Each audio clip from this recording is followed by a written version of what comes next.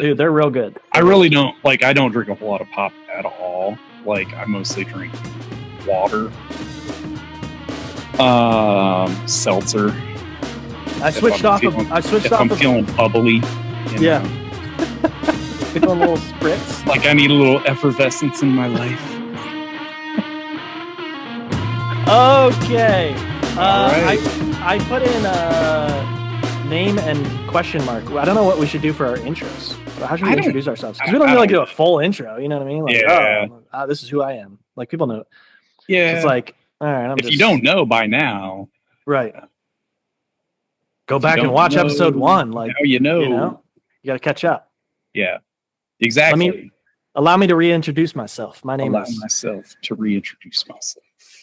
Yeah. Okay. Episode 2. False starts at home.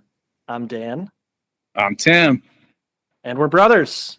The Moranville brothers. That's right. We got to do like we got to make some like indie film together, and then we can be nominated for best writer and best director as a pair. Brought to you by. Not brought to you by. Not brought to you by. I don't know if you can you get in trouble for doing like a free promo? I mean, if we did something that was like.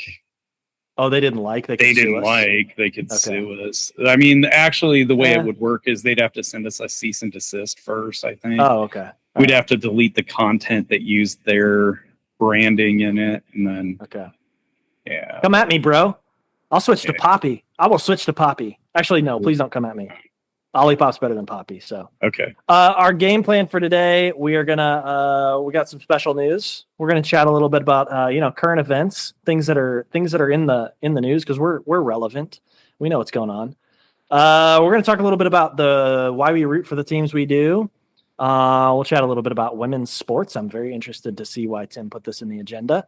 And then we've got a very special reset the clock. We're probably not going to do this every single episode, but we enjoy this piece a lot, and we're going to talk about Gretzky, the great once, as they've begun to call him in Canada. Once, and then okay. We'll get into it. Okay. So all right, special news. First up, Tim, you and your wife celebrated 20 years. Congratulations. Yeah. So thanks. Past Wednesday, we celebrated 20 years. We went out to a very nice steakhouse here in Columbus. All right. Treated ourselves a little bit. Okay. $25 cocktails or $25 cocktail. It was worth it. I will tell you. The Ice Cube even had the place's logo like stamped on it. Well, that's $10 right there. I know. It was like a perfectly cubed cube. Like you could have rolled this thing in D&D. Like it was a 6-sided die, so it would only be for charisma or something. But or the Riz. The Riz. We talked about that last week. But yeah, so it had the logo stamped on it, and then.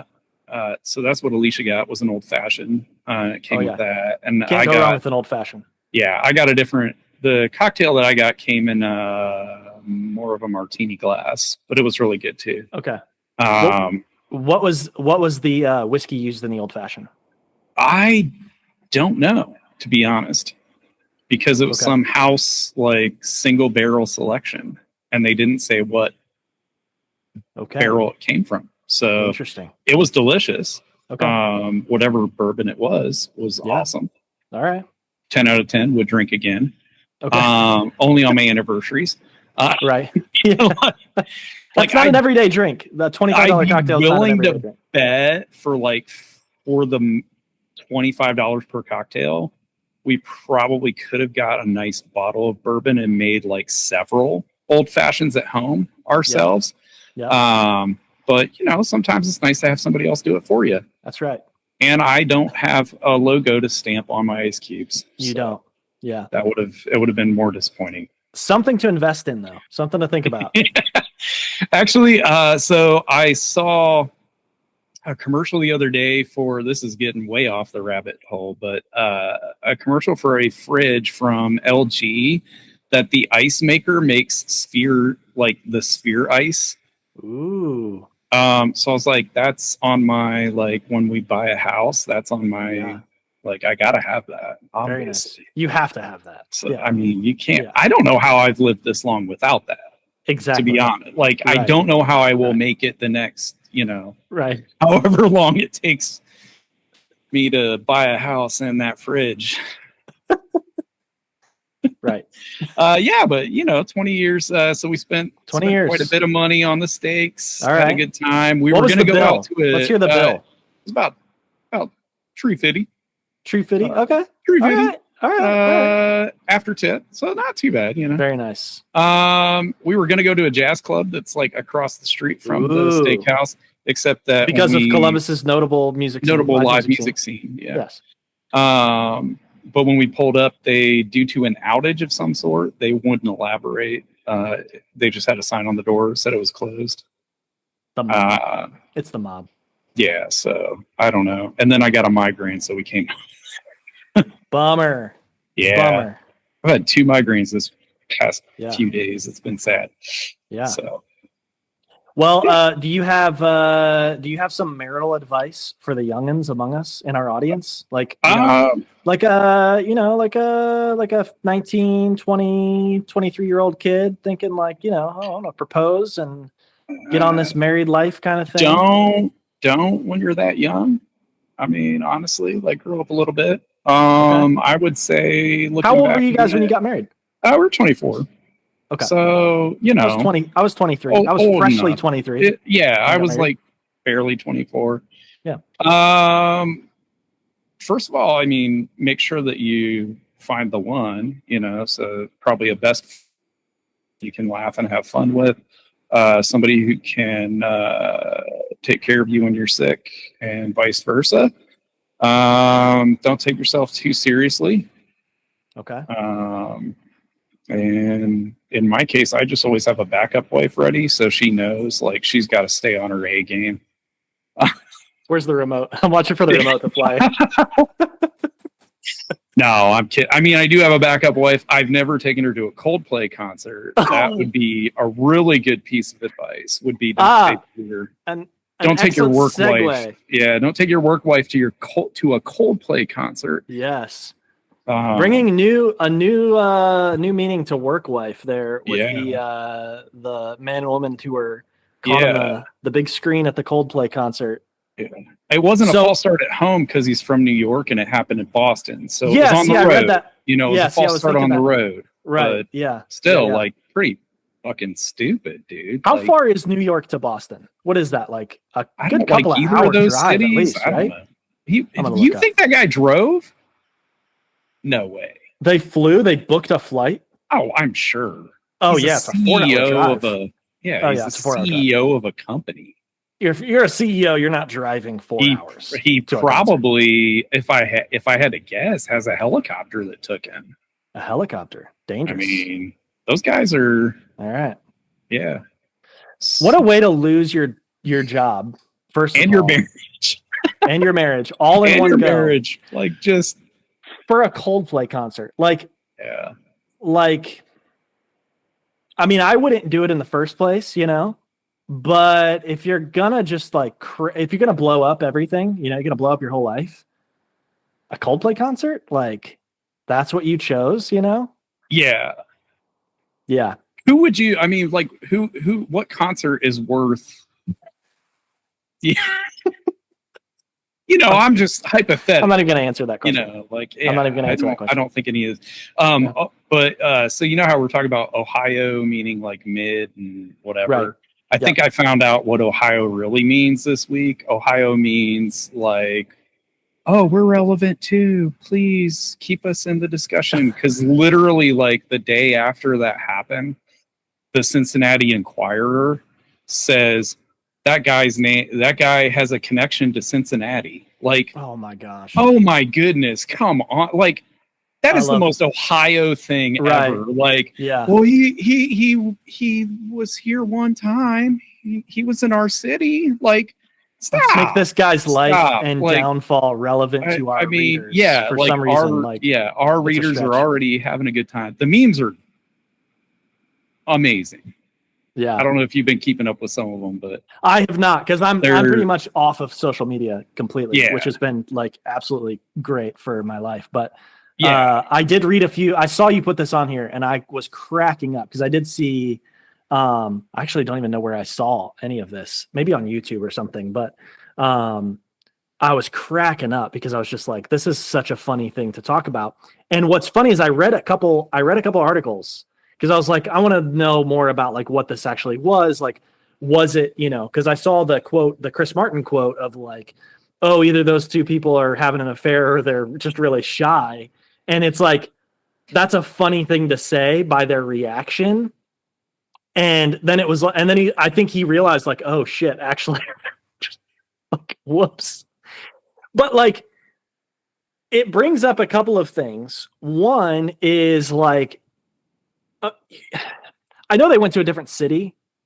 So like, they're trying to be a little sneaky, like, all right, you at least did that. You're at least like not in your, like you said, it's not a false start at home. It's a false start on the road. Okay. But you don't have the expectation of privacy at a concert. Like you do not have, and I think that was one of the statements that I heard was like, we need to rethink, how we approach these kinds of things, whatever, like putting people on screen or whatever. And it's like, sure. But at the same time, like you're there, you chose to purchase a ticket and be in a crowd with 20, 40,000 other people or whatever. How many other people go to Coldplay concerts these days? Like, yeah. It was at like Gillette Stadium too, right? So it was like huge. Yeah. Like you don't have the luxury of like 60,000 people. Yeah, but you don't also have the expectation of privacy in that event. Like when you buy the ticket, it says like the terms and conditions on the ticket say, you're going to be videoed, you're going to be photographed, you're going to be used in promotional materials. Like, going to any event that you've bought a ticket for that anybody can go to, that it's a public event, you're going to potentially be filmed. Like, I don't know how many, I've been to baseball games all over the country. I've never been lucky enough to get picked for the kiss cam. Or I've been very lucky and haven't. Somebody get Tim on the kiss cam. Come on. He's put in 20 years. PDA is not really my thing. My wife would love it. She's a huge, kiss me in public kind of person. Okay. But I mean, it's like when you go, you know that it's coming, and you just hope that they don't pick you. You when you're singing "Take Me Out to the Ball Game," they're panning around the crowd, getting shots of everybody, and you may be in one of those shots. They're like sometimes if you're the opposing team's fan, and you're like, so as a Dodgers fan, like if the Dodgers are playing the team we're watching, the opponent. And we score, they may find Dodger fans in the crowd and get us up there, like exactly our reaction. Like, so I have no expectation of privacy. I don't know why you would at a concert, at a sporting event, even walking down the sidewalk. Like legally, you are in a public place. If I want to walk down the street and film, I can. If you don't want to be filmed, you can tell me, like, please don't film me. Right. But you don't have an reasonable expectation of privacy. Right. Maybe he should have bought a suite. Would have been less visible. That's an option. I'm sure they had suites as an option. Not dating the head of human resources at your company that you're the CEO of while you are married also is an option. That's also a choice you could have made. I mean, the awkward thing about it is like, she's the HR. So like, who do you report your relationship to? Because when you have a relationship, it's already reported. You're good. When you have a relationship with somebody, at our company, you're supposed to let HR know, but I'm pretty sure just as a rule, the CEO should not date people in the company. Like, that's probably a good rule of thumb is, maybe date like another CEO of another company or something, or the head of human resources at one of your competitors. I don't know. Stay happily married to the wife you've raised 2 like adult sons with. Or that. You could also do that. That's also a thing you could do. So one of the things though that that was really interesting about this that I found out is that the controversial history of kiss cams. So there's actually been some I mean, like you were just saying, like you're just dreading being on this. Like I wouldn't want to be on this either. I'm sure there's people who, you know, both people in the couple are, you know, happy to be on the kiss cam and love it, whatever, love the attention. I'm sure there are those couples out there.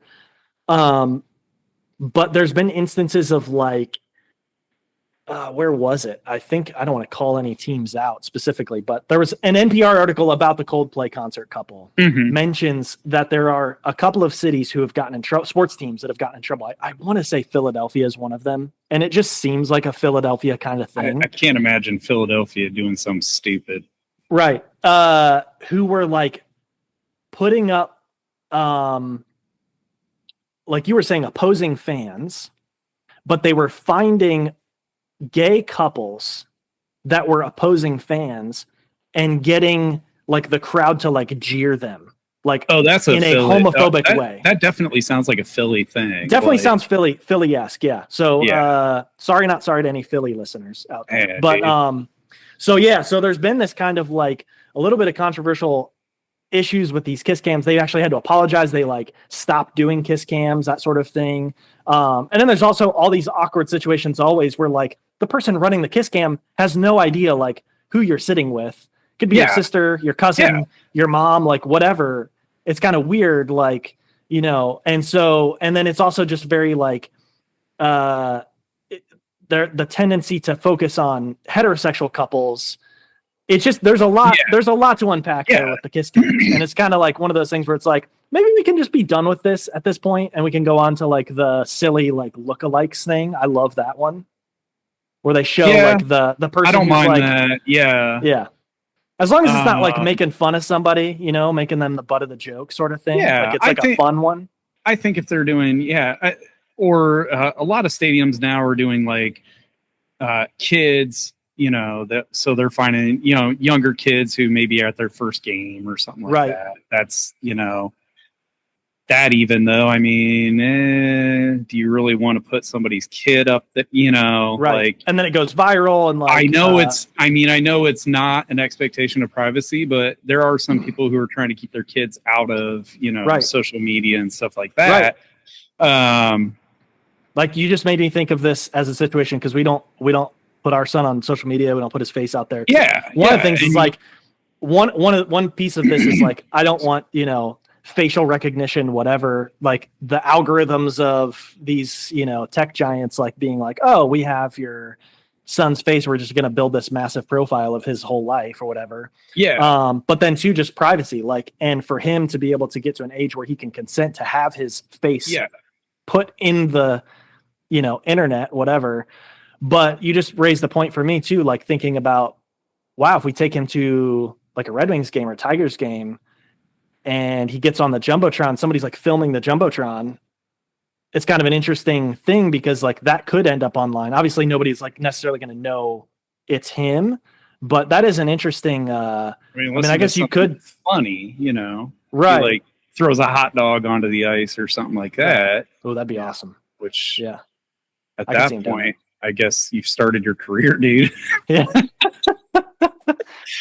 But I mean, it is interesting. Like the camera should be a thing where it's like very obvious that the person wants to be on camera.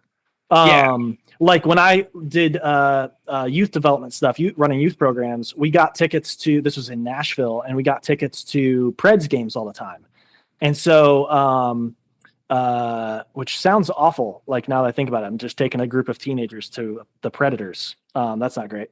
But the Nashville Predators would give us like 15 tickets and we'd go, and sometimes it was like in a lower bowl. It was awesome. So we'd go on these like Tuesday or Thursday night games, and the kids are like, you know, half of them, they're enjoying the game. The other half, they're like I'm at a hockey game. I'm just enjoying like being in the crowd and something to do. And they're just like, my sole purpose this evening is to get on the Jumbotron. So they're just being goofy as hell the entire time, like dancing, being silly and stuff. And they got on there. And so it's like those situations where it's like the person very obviously wants that attention, is seeking that out. Go ahead and do it. Like the people, Amy and I went to the Wings game last year, home opener. And there was like a thing where people are pouring their beer in their shoe and drinking out of their shoe, which is pretty disgusting. But like the crowd's like super stoked about people doing this. And so then like multiple other people are doing this just to get on the camera. And like, so that's hilarious. That stuff's hilarious. Like if you're willing to drink beer out of your boot to get on camera, by all means do that and show that person. But like, you know, just let the guy from New York who took his side piece to Boston to see some Coldplay and cuddle in public, let him be. You know what I mean? Like, let him just do his. It's kind of less disgusting to take your side piece to a concert than drink beer out of a boot, but that's just my opinion. I don't know. I don't know. I don't know what y'all are doing in Detroit, but wow. All right. Let's move on to our next segment. Wow. We've run through the gamut on that one. So you put on here why we root for the teams we do. Do you mean like you and me? Or do you mean like let's discuss why human beings cheer for the teams that human beings cheer for? I think specifically when I put it on here, I was thinking specifically like you and me, because like we talked about last week, you know, my teams are all over the world, all over the place. You're pretty much Detroit sports guy. Pretty much now. Yep. But in general too, you know, I think why we root for the teams we root for, I think a lot of it is cultural identity. Becomes part of your cultural identity.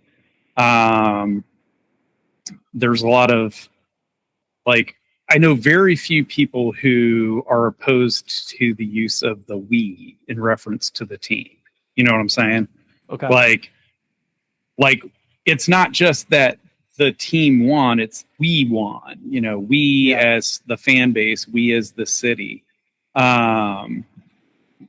So why, you know, but why do you choose the teams you chose? You know, is it the city you're from, the city you live in? Is it, you know, some weird reason that you had for choosing that team and it just kind of stuck? Is it, you know, have you switched teams several times throughout your sports fandom? And why? Well, let's start there. Like, okay, because you and I have both switched allegiances at one point or another. Me more recently, just with football. Yeah. It's so looked down upon, I feel like, to change, to consciously change. I'm not a fan of this team anymore. I'm a fan of this team. Like I'm making a conscious decision to switch.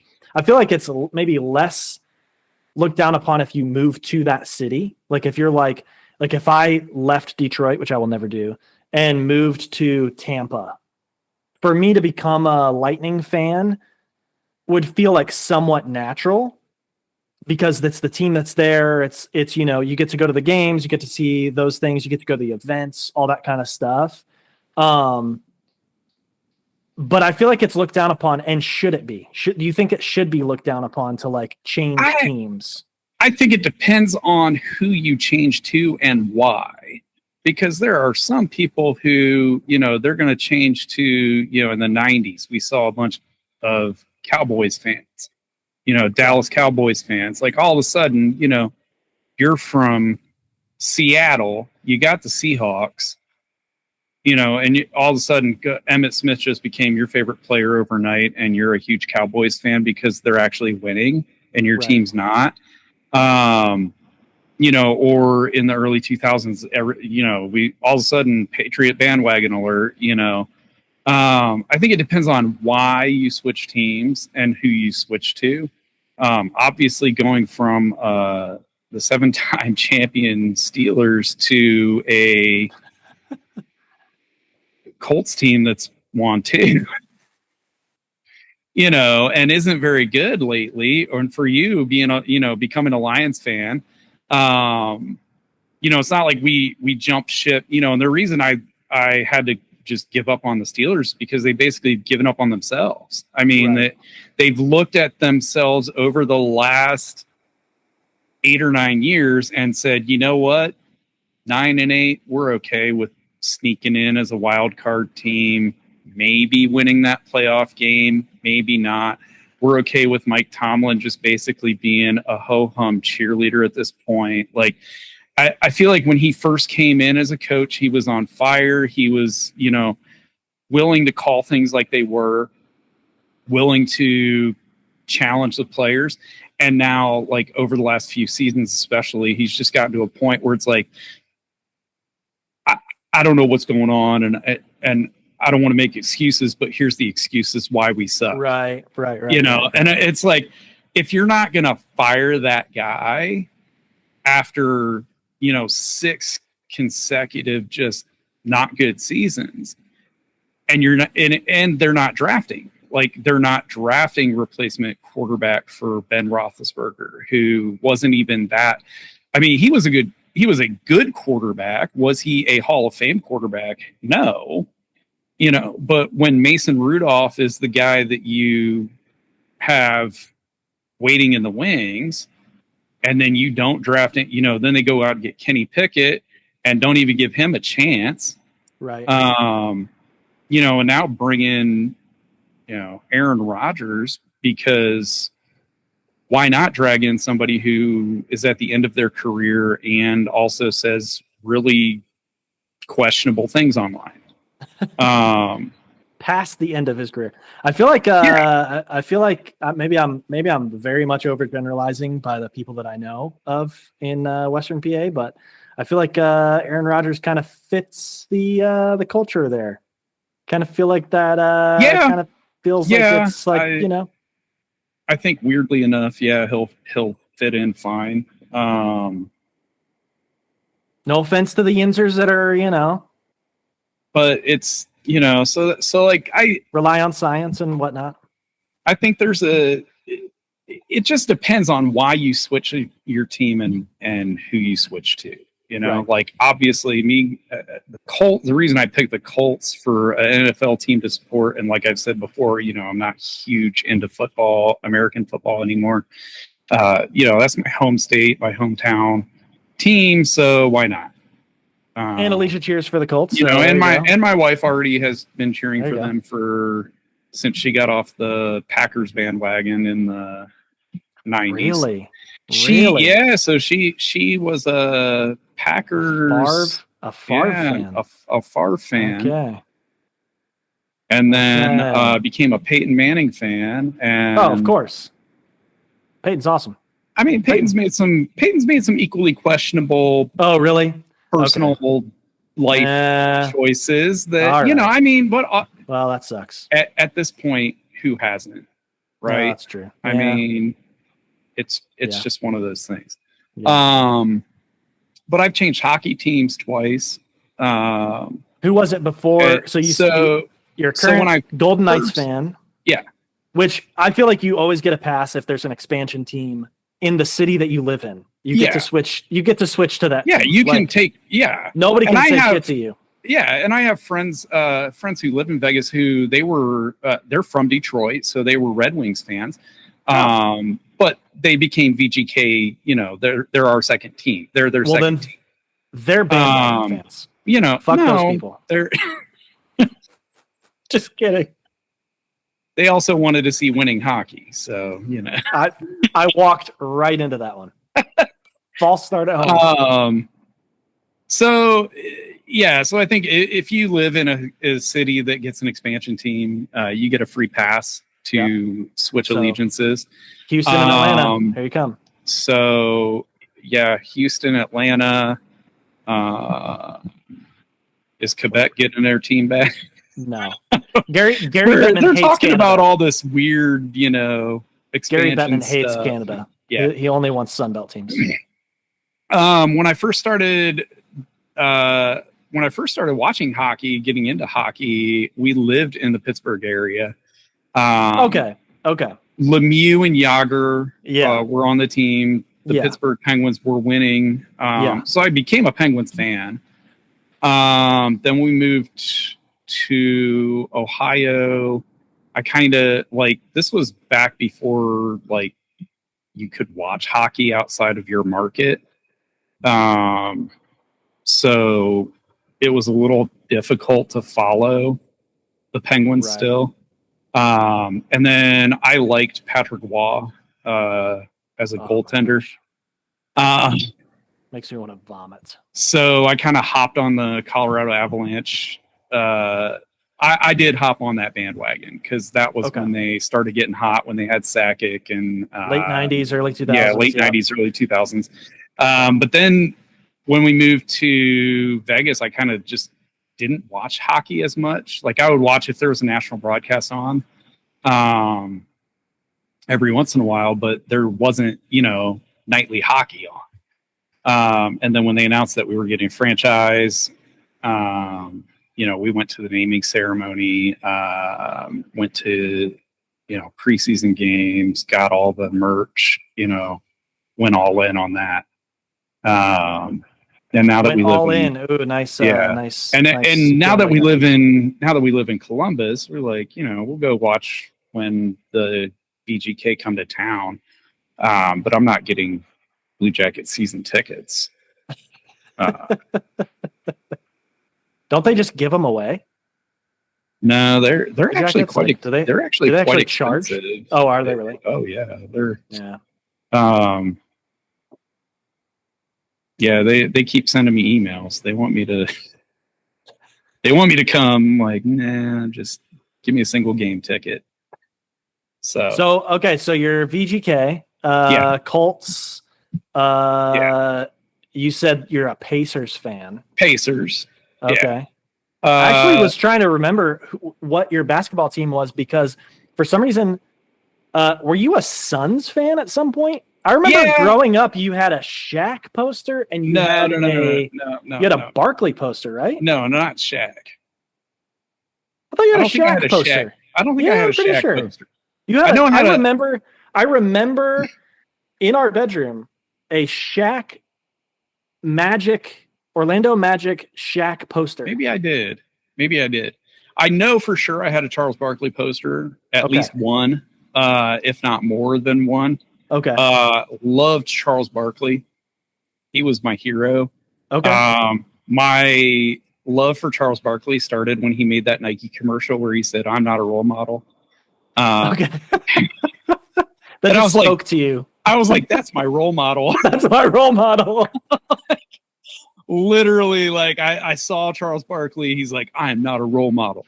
Parents should be role models. And I was like, you're my role model, Chuck.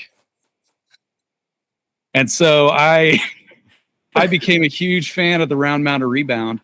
And so, when he moved to Phoenix then, because he was with the 76ers when he made that commercial. Right. Because he had to do it because he spit on a fan. And so they basically Nike, like, if you still want this endorsement money. So Nike basically was like, dude, you can't spit on fans even if it is Philly. And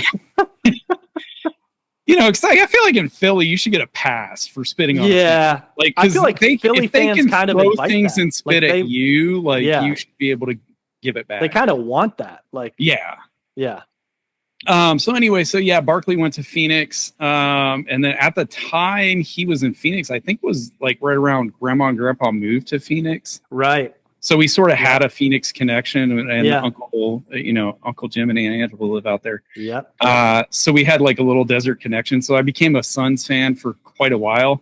Yeah. Plus they had some cool ass jerseys. Like you can't like look at the Suns logo on that purple jersey. Like I remember getting a Suns hat that I think I still have. And I was like, this just feels good. Like, so that was, but I was still a Pacers fan growing up too. Cause I was from Indiana. I was always proud of my Hoosier heritage. Reggie Miller grew up, watching Reggie Miller, Rick Smits, Mark Jackson, all the guys. you know, some of my favorite memories from NBA playoffs were the Knicks Pacers series in '90, sure. you know, the late '90s. Just so when, you know, then when Charles Barkley moved on to Houston, I was like, I can't like Houston. Like, just no, they're not that good for one guy. So I kind of went back to the Pacers full time. Okay. Basically at that point. And I'll be honest, I don't really watch a lot of basketball because of the LeBron era being very grating to watch. Okay.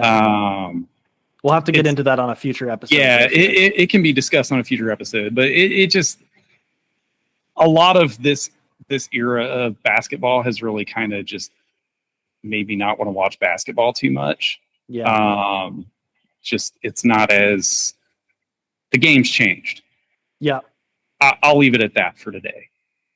Okay. But I mean, when my Pacers got in the playoffs the last couple of years, we've been on board watching. Yeah, they made a good run. Yeah. Sure.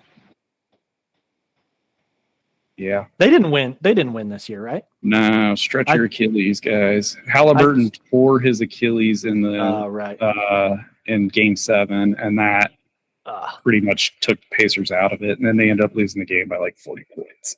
It was bad. Geez. Yeah. I was watching for a little bit, and then I kind of tuned it out because of just watching hockey. You gotta like choose at that point, and in the game, it's like, and I can't, you know. I chose basketball because it was my team. And in hockey, I was just like, dude, if I have to look at Matthew Tkachuk one more time, like chewing that mouth guard. I hate that. I feel like they need to make that a penalty. Can we make chewing the mouth guard a penalty? Yeah. Because why do you have it if you're not using it? Yeah. Yeah. It becomes more of a danger to you, and it's disgusting. It's gross. Biologically, it's pretty gross. I mean, Brad Marchand licking a guy was less disgusting because at least there it's like he licked one guy. You know, Tkachuk, it's like that's stuff's flying everywhere while he's chewing on a damn thing, skating up and down the ice, like skating like 25 miles an hour, spit flying out of. I mean, come on, man. Yeah. Have some respect for your fellow players. So the Dodgers. Why are you a Dodgers fan? The Dodgers. Now that's an interesting one. Because you've always been a Dodgers fan. Because I have always been a Dodgers fan as long as I've been a baseball fan. My first baseball game that I went to, though, was in Pittsburgh. Aunt and uncle that lived in the area, they took me to Pirates game. And that was back when they had Barry Bonds, Bobby Bonilla, Andy Van Slyke. Was this when Leland was their manager? Leland was the manager, yeah. Nice. Okay. So that was my very first baseball game. Was a Pirates game. And I don't really remember a whole lot from it because it was at Three Rivers Stadium. So you couldn't see most of the field action anyway. Because, you know, in the 1970s, they were like, let's just make a big circle and put all of our teams in that stadium. And so the sight lines were terrible. Like, I don't remember it being a very good game. The only thing I remember was that two drunk guys got into a fist fight and one of them got knocked out, hit his head on the steps. That was my intro to a baseball game.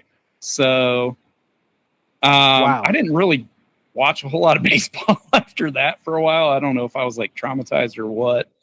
But I really started getting into baseball then in middle school. We moved to Ohio, and this was my fourth or fifth new school in 4 or 5 years. So I was desperately trying to fit in and find my acceptance, you know. Sure. My homeroom teacher, Mr. Wanamaker, had a LA Dodgers pennant on his wall because he was apparently a Dodgers fan. Okay. So I was like, well, you know, being the little brown-nosing sixth grader that I am,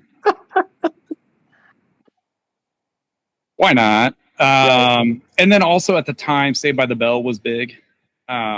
And that takes place in the LA area. And so Zach Morris was always like skipping school to go to Dodgers playoff games.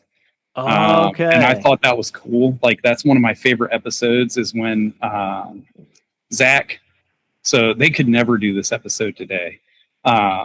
So Zach pretends he's Jewish so that he can get out of school for Rosh Hashanah. But it happens to be the Dodgers that are in the playoffs. And so he had tickets to this Dodgers game. And so he went to that. Well, Slater had recorded the game. And when he was watching the game back, he saw Zach catch a foul ball. Oh my gosh. And so he blackmailed Zach the next day. Oh my gosh. You have no expectation of privacy at the game. He blackmailed Zach Morris. He's like, wow.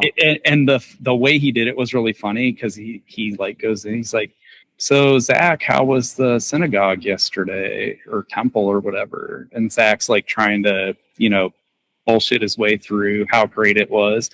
And Slater's like, yeah, I saw you catch that foul ball off of Rabbi Strawberry's bat.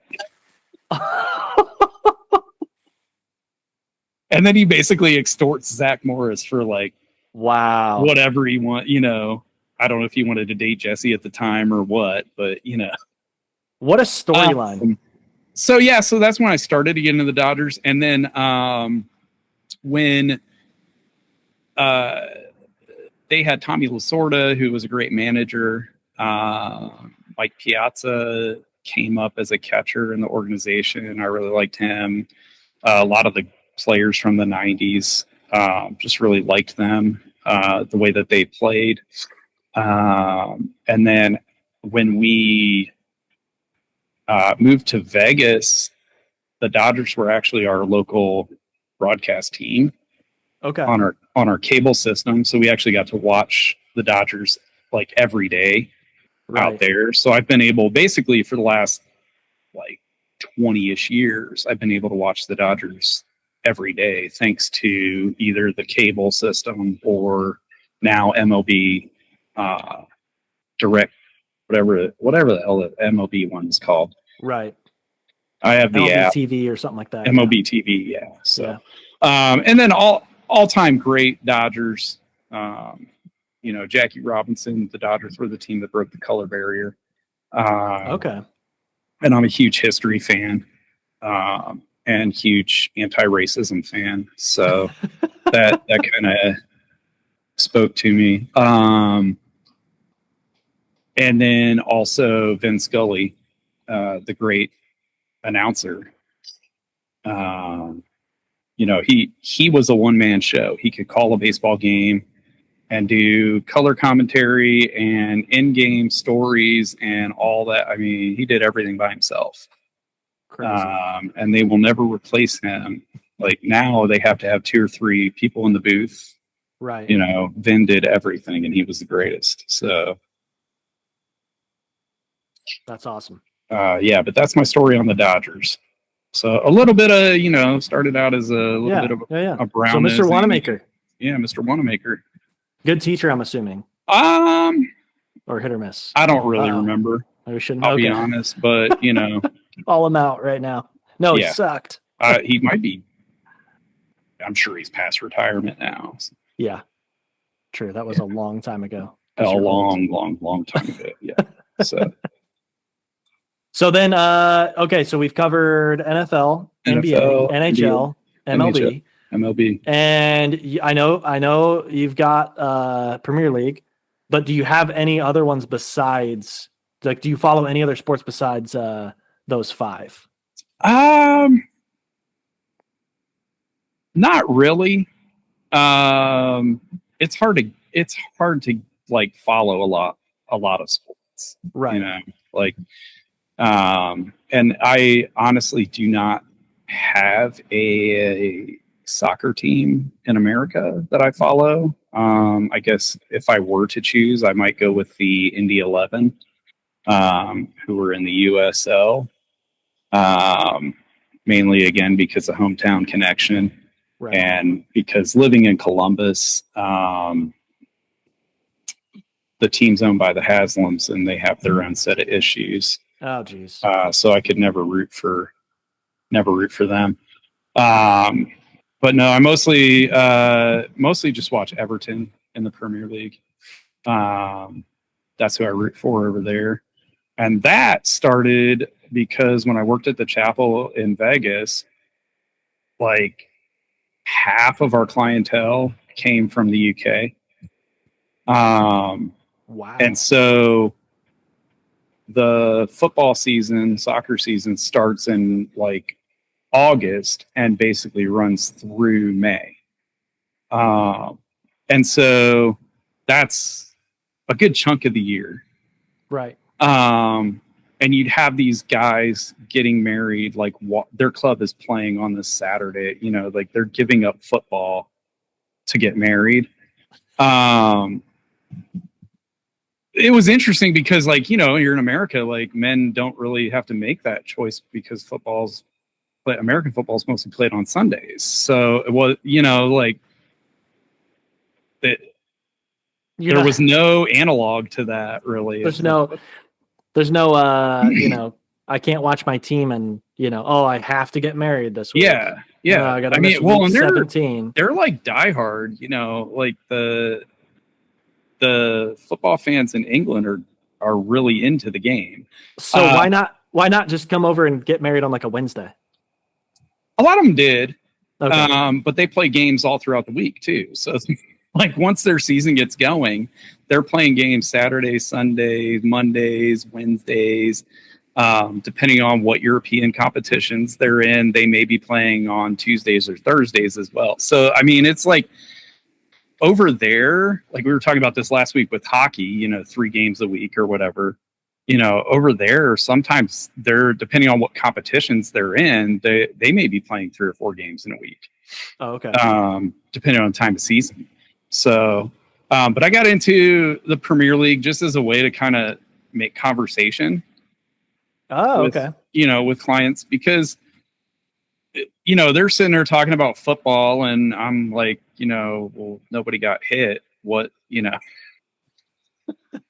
what football, you know? And then so then I started getting into it, started watching a little bit. And I was like, this is actually like, I think a lot of Americans' animosity towards soccer is because we're indoctrinated to like American football. And see American football as a superior sport of physical, like, excellence or whatever, which is not true because, first of all, American football is only 60 minutes and it's played in 4 15-minute quarters where there's stoppages in play and you get to go on and off the field whenever. Right. You know, soccer, football around the world is a 90-minute match. You play 45 plus whatever time the referee feels like he needs to add in the first half. You have a 10-minute halftime, and then you come back out and play another 45 plus whatever the ref needs to add. And if you go off, you don't get to come back in. And you're running up and down a field that's the same width, you know, a little bit wider and depending a little bit longer than an American football field. You're constantly running up. So like the cardio strain on those guys and the mental strain, because you don't really get to stop and take plays off because if the ball's coming in your area, you know, you've got to be paying attention. So I started watching Premier League football on Saturday mornings before I would go to work, just so I would kind of have something to talk about in case I had a British couple that day. And Everton was playing. I don't remember who they were playing, but anyway, in European football, they all have sponsors on the front of their shirt. And then they have, in the Premier League, they have a sponsor on one of their sleeves. And at the time, the sponsor on the sleeve for Everton was Angry Birds. And that was my favorite, mobile game. I remember. I mean, I couldn't do anything. Like, I had to play Angry Birds. Like, I still play Angry Birds. Really? Yeah. Wow. But I mean, I had every version of Angry Birds on my mobile device, and I played it like incessantly. So they had Angry Birds on their sleeve, and I was like, oh, that's got to be my club now, you know? Wow. And they weren't that great. So, you know, it wasn't like picking Chelsea or Arsenal or Man City. Yeah, you know, it was like you're choosing the underdog. They were a good enough team to stay in the Premier League. Right. But they weren't top 5, top 6 team year after year. So I felt fairly comfortable picking them. Okay. And then just kind of stuck with them. Like, you know, it becomes one of those things, like, even though Angry Birds isn't the sleeve sponsor anymore, you know, it's like you kind of have gotten to know some of the players on the squad. Like, you've learned about them and learned about the management and ownership and all that, and you feel a little more connected. So you just kind of stay. So, and the history, again, one of the oldest clubs in the country of England, one of the founding members of the Football Association. So, okay, kind of goes back to that. Nice, like historic element. What was the front of the jersey sponsor? Front of the kit, I guess. Let's see. So the front of shirt sponsor back then was, because I think it's called Kazoo, Cazoo. It was like Carvana in England, basically. Oh, okay. Like so it was like a car. Oh, I don't think they could have a vending machine. But it was either like a Carvana or like a car, like cars.com kind of thing, like car research. It had something to do with automobiles. Can't remember exactly. Now it's a gambling sponsorship. Of course it is. Which we're going to talk about that on a future episode. Oh, yes. That'll be a nice deep dive. Oh, yes. For sure. So next year, so starting in 2026, the Premier League has banned gambling sponsors from being primary shirt sponsors. So interesting. Okay. Yeah. So the UK takes sports betting a little bit more seriously, I feel like, than the US. I was doing a little bit of research like a year or so ago on it, just because I was very curious. I was finding out that the UK really, like, it's a lot more. They have a lot more regulations in place than we do in the US, for sure. Well, I don't know if they have. From what I remember, vaguely. I think they're a lot. I think they're a lot more established, and so it's not like the Wild West. Like it is here. I mean, obviously, when we do our gambling episode deep dive, we'll get into that. But yeah, all right. And you're going to an Everton match, right? Yeah. So next week, the Premier League Summer Series coming to America. They start in New York City, New Jersey, whatever, MetLife Stadium. Okay. And then in Chicago on the 28th July, we will be there at Soldier Field to watch Everton take on West Ham. Very cool. And we get to see a doubleheader. Ooh. So see Man United also take on Bournemouth AFC. Nice. Fun fact about Bournemouth AFC: they were recently purchased by Robert Foley, who owns the VGK. Right. Okay. So I had to briefly think about, do I switch allegiance from Everton to Bournemouth? But then I was like, not really. No. You know, fuck the owners. That's Well, kind of my stance. My thought was more. I've already suffered enough with Everton. I don't want a club that's going to get relegated. Yeah. Then you got to figure out how to watch the games, and yeah. That's a whole other. So those are my sports teams. All right. So Detroit, because I know you came of age in Detroit. I came of age in Detroit. Yeah, I always say I grew up in Detroit. It's like, from age 10 to 16, 15, 16, almost 16 lived here. And never really watched any of the other sports growing up. Like, it was mainly football because that's what you could get over the airwaves. Yeah. Every Sunday reliably, and especially like our family being from Western PA, being Steelers fans, the Steelers were on TV a lot, and so you could watch a lot of Steelers games, so that was pretty easy. And then being a Penn State fan, college football, being in the Big Ten, you're kind of still in. We were like within, kind of halfway between Ohio State and University of Michigan, so you kind of catching both of those teams. You're definitely in Big Ten territory, and so we were able to watch Penn State games fairly regularly, I feel like, especially when it comes to the bowl season, when they made a bowl. But moved to Detroit. Let's see. I'm trying to think. So we moved to Detroit in 99.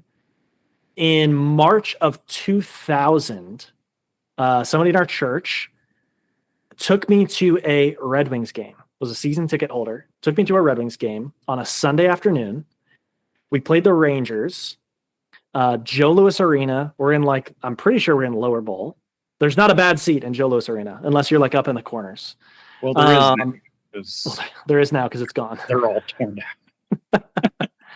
I keep seeing Joe Louis Arena seats on Facebook Marketplace sometimes, and I'm like, oh, I need to buy some of those. I need those. Yeah, you got to deep clean. I mean, you got to give them. I would question the authenticity, though. Oh yeah, that's true. You got to get it. You got to get a little bit of. You got to make sure that came with the certificate. Right. Yeah. But we won that game 8-2. So the Wings scored 8 goals. Marty LaPointe had a hat trick. It was like any habbies? It was like the perfect. I don't know if there were any fights or not, but it was like the perfect first live hockey game to go to as a kid. And I'm like 10 years old, and I'm like, okay, I'm sold. I'm in on hockey. I didn't know anybody that was that big into hockey at that time. And so I still didn't really watch games or anything like that. I was more interested in just like playing whatever. Mm-hmm. But then it was the 0-2 playoff run when the Wings won the Stanley Cup. That really sold me. And it was the Avs series. Yeah. So I was, kind of vaguely paying attention, it's toward the end of the school year, the first round. They go down. They win the President's Trophy, so they win the regular season. It's basically an all-star team. 11 players from that team so far have been inducted in the Hall of Fame. There's going to be more. And so it's the first round. We go down 0-2 versus the Canucks. Everybody's talking about like, the Wings are going to get swept by the Canucks, like, the 8th seed. Nicholas Lidstrom, game 3, hits a goal from center ice and like just takes a slap shot, scores a goal, and it just rallies the team. They turn it around. They basically win the next 4 games against Vancouver. They beat St. Louis, I think, in like 4 or 5 games in the next series. And then it's a Western Conference final. The Avs are the defending Stanley Cup champion. Yep. The Avs and Red Wings have had bad blood since like 96.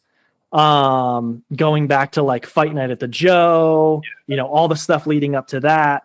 And so this series is going to be, these are the 2 best teams in the league. Like whoever wins this series wins the Stanley Cup. Winning the cup. Yeah. And so I'm watching these games. It's just like, this is the best hockey I've ever seen to this point still. And so it's the peak was at the beginning, I guess. Those like 3 or 4 years back then, those were like peak hockey. Crazy.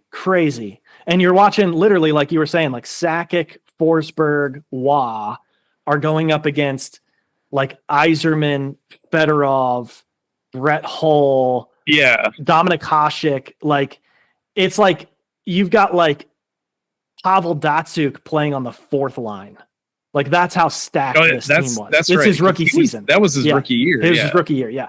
So just absolutely crazy. And then I'm pretty sure this is rookie year. I think it was. Man, if that's wrong, I'm gonna just give me so much hate in the comments. That's okay. But so then we get to whatever it is, game 6, and we're down 3-2 in the series. Like the Avs have us. We have home ice advantage. So game 6 is in Colorado. I'm like, shit, like here it goes. I'm pretty sure that's the game that Darren McCarty scores a hat trick, is in game 6 on the road. Grind liner Darren McCarty scores a hat trick. It's like the guy that's not supposed to score a hat trick against the living legend Patrick Waugh. Barf. And that gives us the juice. We're going back. It's coming back to the Joe. Game 7. We obliterated the Avs. Shut them out. 7-0. Chased Waugh. And so I was like, it was like a thing in Detroit at the time. Everybody's like setting off their car alarm every time the Wings scored a goal. Because everybody in this city's like following this team at that time. Like this is like the city's team. And so I remember just like Dad's out back, like building steps on our deck. And I'm like running and grabbing the keys of the van every time I'm like setting off this alarm. And he finally comes in. He's like, "Are they really scoring this many goals?" Like, I was like, "Yes, this is, I'm only setting off the alarm every time they score a goal." He's like, "All right, you got to cut it out at some point." So we won 7-0. I'm surprised he even knew that's why you were doing it. I had to explain. I had to explain like, "Hey, Dad, I have to do this." This is the Avalanche will come back and win. Exactly, superstition. Yeah. So I was sold from that time on. I was like, I am hockey full steam ahead. Like hockey's my entire life and identity. I'm going to play in the NHL. I'm going to figure out a way to like start playing hockey at the age of 12 or whatever I was. And everybody kept telling me like, "Yeah, you're not going to make the NHL." And I should have listened to them, but you gotta have dreams, kids. Yeah. Keep your dreams alive. Don't let the haters. And you know what? Honestly, looking back, it's like, I don't wish, because I have no interest in actually playing professional hockey. I enjoy the way my life has turned out, but it's like if somebody's 12 years old and they start playing hockey, instead of being like, "No, you've missed the boat," I wish people would be like, "Yeah, all right, here's what you need to do though. Like, here's the way you need to train your body, train mentally. Like if you really want to make an effort to try to get even a scholarship to college playing hockey, here are the things you need to do. Like you need to be training every day, eating these kind of, this kind of diet, that sort of thing." Anyways, that's a digression, but I was a Red Wings fan from then on, and just absolutely, love hockey in general. And then it was a good time to be a Detroit sports fan because, sort of, because the Pistons were also awesome at this time. And so the Pistons, it was like the Bad Boys Part 2. And you've got Chauncey Billups, Tayshaun Prince, you've got Rasheed Wallace, Rip Hamilton, Ben Wallace. So like, and then they won, let's see, they won the title in like what, 05? I think it was I think it was. Not 01. They made the finals or made the conference finals in like 03. But they were always kind of pushing. It was like the Celtics were really good at that time too. Pacers were really good at that time too. Who else in the East? The Nets, Bulls, I think, were good. Nets. The Bulls were starting to fall off, but the Nets, the Nets were good. So I got into basketball then too, around the same time. And then, like I said, I think I said this on the last episode, the Tigers. Oh, I love the Tigers so much. the Tigers were so bad. And the Tigers, a lot of people always, forget, because the Tigers have actually won the World Series a couple times, that the Tigers were like as pitiful as the Lions for a very long time. And so just the like laughing stock of their league, just never really making any sort of effort. And which is kind of funny because the owner, Mike Ilitch, played baseball, loved baseball. And so it's interesting that like the hockey team was able to make it because he owns the hockey team too. And the baseball team never, got anything going until like the mid-aughts. But 2003, they're pitiful. I think this is the year that we got, what was his name? Pudge, the catcher. Okay. Yeah. And it was either this year or the following year that we got him. And it comes down to the final game of the season. I will never forget this. I'm at my friend Frankie's house and we're watching this game. And they win the game. And I'm pretty sure it was a walk-off. They win the game and they're celebrating like they just won the World Series. And it's because they're celebrating so hard because, and I got to go and fact check myself on this, but they're celebrating so hard because they won the game to avoid setting the record for most losses in a season. So instead of setting the record, they just stayed at tying the record for the worst season in MLB history. I think it's been eclipsed. Have that record though. What's that? I'd rather have the record than be tied for the record if it's that record. Of most losses in a season. Yeah. Like, why do you want to be tied with somebody else for the most losses when you could have the most losses? If you ain't first, you're last. Yeah. Well, yeah, that too. But I was basically like, this is my team. It was very much like Charles Barkley for you. Like, okay, these guys suck and they are proud of just being terrible. And that is my team. I love them. So, and then Detroit, honestly, within a couple of years, they were like, I mean, it was only a couple of years after that, they're in the World Series. And like, you've got Verlander, you've got Scherzer, you've got like all of these like really good players on the team. I'm not going to mention Prince Fielder in that group. Signs like the biggest MLB contract to that point and then just sucks. Yeah. So yeah, Tigers fan. And then, recently just kind of decided, you know what, like I mentioned, I think either the last episode or when our episode 0 that we'll have to release at some point, that I just stopped watching the NFL. I was like at a point where I was watching, I had NFL Sunday Ticket. I was watching,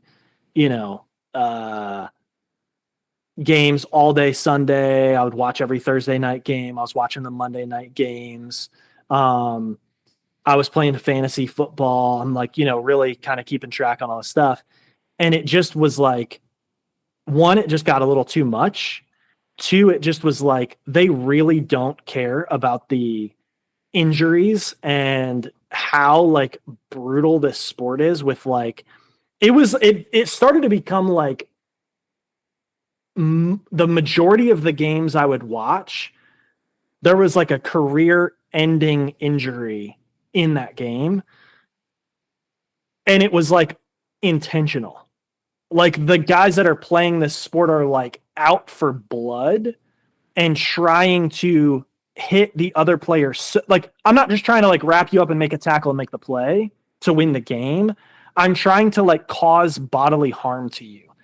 And it just got to a point where it was like, I don't have interest in like watching somebody run, 15 miles an hour into somebody just to like blow their helmet off when they very easily could have still made the play that they needed to make. And I know hockey's violent. Like hockey is, just as can be just as brutal, but it doesn't feel like there's with most players, the intentionality of like, I'm trying to injure you. I'm trying to end your game, end your career, like not just beat you, but destroy you, like take you apart.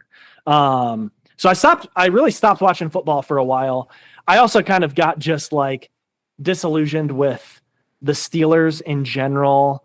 I don't know, just all the decisions they're making, the whole Ben Roethlisberger era. Just the more I kind of became aware of like his whole thing, we could get into that. Could be a whole other thing. Yeah. It just was really like, okay, there was a lot of stuff here that was like either just kind of brushed under the rug or intentionally kind of covered up or suppressed, just because we feel like we've got this franchise quarterback or whatever. And that didn't sit well with me. And so I was just like, you know what? I'm kind of done. I'm done with this whole thing. And so just recently, like I always watch a Super Bowl. I think it's just sort of like a cultural thing. It's like, it's a cultural event. It's like watching the Oscars or, whatever. Like you just kind of want to watch just to be aware of like what's going on. See the commercials. Yeah. It's a fun thing. It's like Christmas. Yeah. So it's one of those markers of time, it's like, it's early February, watching the Super Bowl. And so over the last couple of years with the Lions being successful, that's been a lot of fun because I've always considered the Lions like my NFC team. Mm-hmm. And I mean, I'm watching them since they're like 2-14, 0-16 kind of days. And so it's always been just kind of funny to watch. I mean, I've been watching the Lions since like Barry Sanders, but it's always just been kind of funny to just be like, the Lions, and now that they're kind of successful, it's like, oh, okay, all right, this is, fun. And they watching Lions games, like it actually feels fun again. Like football feels kind of like fun. It feels like these guys are having fun. It doesn't feel like they're like just like trying to exercise their demons or something. Like they all seem like they're having fun together. They're playing a game. They're trying to win. They're being a little bit goofy. Like I love Dan Campbell.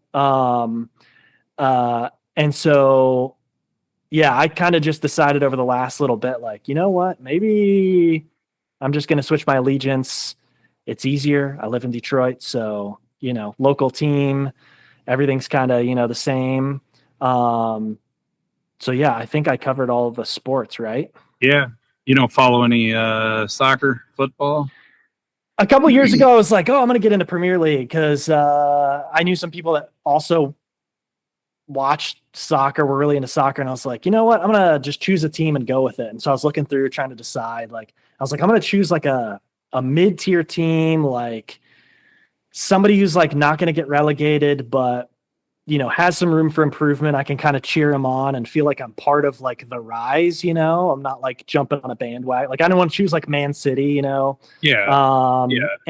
jump in on a bandwagon there or whatever. And so I chose Leicester City. And like, was that the year they were the 5,000 to 1? It was actually cost me I should have just bet on them. I think it was like 2 years after that I started watching. And then, whenever the timeline is, I don't know, because it was COVID and everything, but I like the year after I started like kind of following them and keeping track, I didn't watch a whole lot of matches. And then they get relegated. I was like, well, all right, I'm done. They made it back, and then they just got relegated at the end of this past season. I think it was right around the time that they were the 5,000 to 1 long shot, and they won the Premier League championship. That's when I started like taking more of an interest in Premier League soccer, because I was like, okay, what like.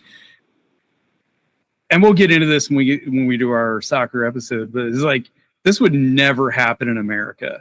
Like you would never have a team just like, this is our first year in the league and we're winning the whole thing. Right. No. Straight up, and then the thing too with like Leicester City is like fails to elaborate, and then just kind of tailed off after a couple of years and did get relegated. I think they've been like back and forth a couple of times since then.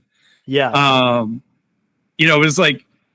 It's like, man, dude, American sports sucks because we don't have that. Like, we need that. Right. In American sports. Like, we it need would make it so much more interesting. It would much more interesting. It would make life in America so much more interesting to see a city go from the Toledo Mud Hens. The Toledo Mud Hens join the MLB, fucking win the World Series. Yeah. And then they're just like, bye, I'm out. Yeah. Back to the AAA. I don't know if it would work in baseball because of the farm system like that. Right. That's like you wouldn't be able to do it in all sports, but because of affiliates, like hockey, you wouldn't be able to do it in because of affiliates. We could definitely do it in American football. We could definitely do it in the NBA. Have promotion relegation system. I think it would be hilarious to see like a club, like let's say New York City, the Giants, like they have a bad season and all of a sudden they're not in the NFL anymore. They're in NFL 2. Right. Like the egos of those people would just be like, yes, we're the lower league, and if they continue to slide, like anyway, that's a big long digression. But yeah, that's why do you root for the teams you root for? What do sports give us in general? I think is a sense of community, a sense of belonging. For sure. They bring people together. And we can get into more of that when we have our stadium episode. Okay. In the future. Right. Jazz Chisholm hit 3 home runs in the home run derby last week. Was that the winner? No, he wasn't a winner. Okay. Jazz Chisholm was the guy we were talking about who would be better suited for a base stealing contest. Right. Okay. Yeah. So he hit 3 home runs in the first round and basically proved to everyone why he shouldn't have been there. Should not have done it. So that's that. How many home runs did the winner hit? I can't remember, honestly. I would have to look it back up again. Home run derby 2025. I know the guy from Seattle was the one who won it. Cal Raleigh. He hit 20. He hit 18 in the final round, and he had 19 in the round before that. So he's toast for the 37, year. And then in the first round he hit 17, so 54 homers,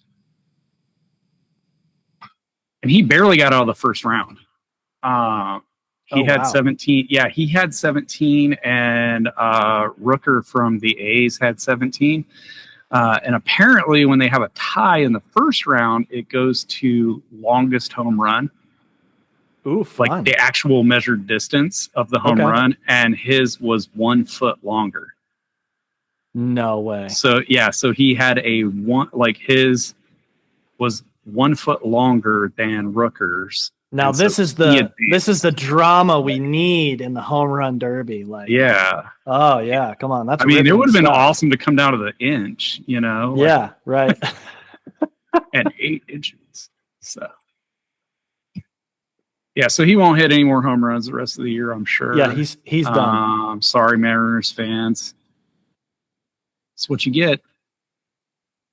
All right. So one more thing to talk about before we get to the break. Just wanted to talk about women's sports. Kind of wanted to talk about it last week, getting ready for the WNBA All-Star game, but it's probably better that we waited until after anyway. Okay.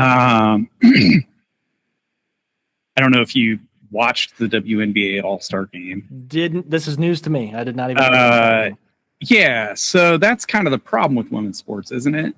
Is like nobody knows it's happening. Right. except for the cities with women's sports teams, basketball, the WNBA has kind of crept more into the national consciousness with Caitlin Clark and the sports media trying to really hammer this Caitlin Clark and Angel Reese rivalry, whatever drama. Okay. So WNBA is kind of like getting more national press.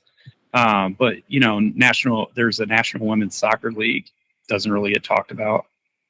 Doesn't really, get a lot of play on the air. National Women's Hockey League. The PWHL. The PWHL. Yeah. There is a softball league that MLB is kind of helping to push, but it's really just a glorified traveling tournament because it's four teams. Okay. And so it's basically like round robining all year in different cities. Yeah. Kind of tough to have a league and have like interesting competition with 4 teams. Yeah. And that's one of the pieces with the PWHL. I like that they, for like historic sake, it's kind of fun that they started with 6 teams. I think that's probably all that league could support anyways. Like, cause they folded I think it was called the National Women's Hockey League. Yeah. They folded that league. Just as they were starting to get like broadcast stuff figured out. Cause I was starting to watch some of those games and they were like, yeah, we're folding this league. And then they took like a little hiatus and then revealed, they're announcing this new thing. And I think Billie Jean King was a part of like starting it, which is really awesome. And so they started it with 6 teams on purpose to like, the original 6 from the NHL, that sort of thing, even though it's like the original 6 is like the original 6 that remained after there was like 10 teams when it started. But anyways, so that's kind of interesting, but it's like, it does get like, you're just playing the same teams over and over and over. Like there's only so many games. It kind of limits how many games you can play in a season because it gets a little old seeing the same couple teams play against each other the whole time, Yeah. And WNBA's expanded. So they're basically, I think, like as many teams as the NBA. WNBA has probably been the most successful. Excuse me.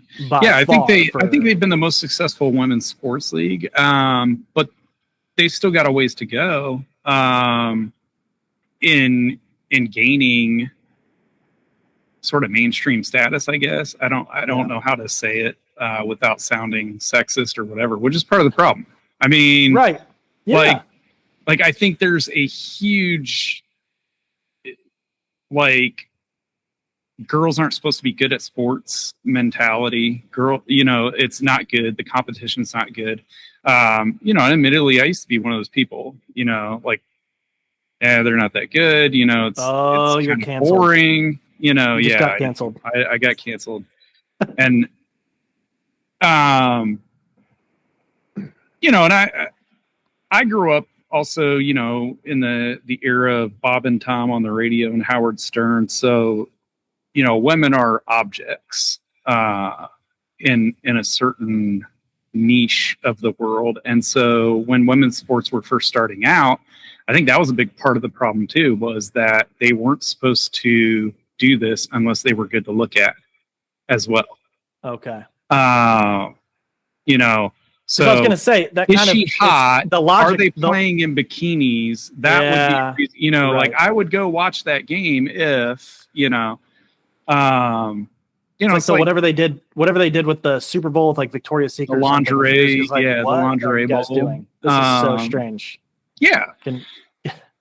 So I think we as a society have to get past that, like the cultural ideologies that say like women aren't supposed to be good at sports, they're not supposed to play sports, they're only supposed to be pretty for us to look at, and whatever. So I'm admittedly trying to become more like women's sports supportive. Yeah.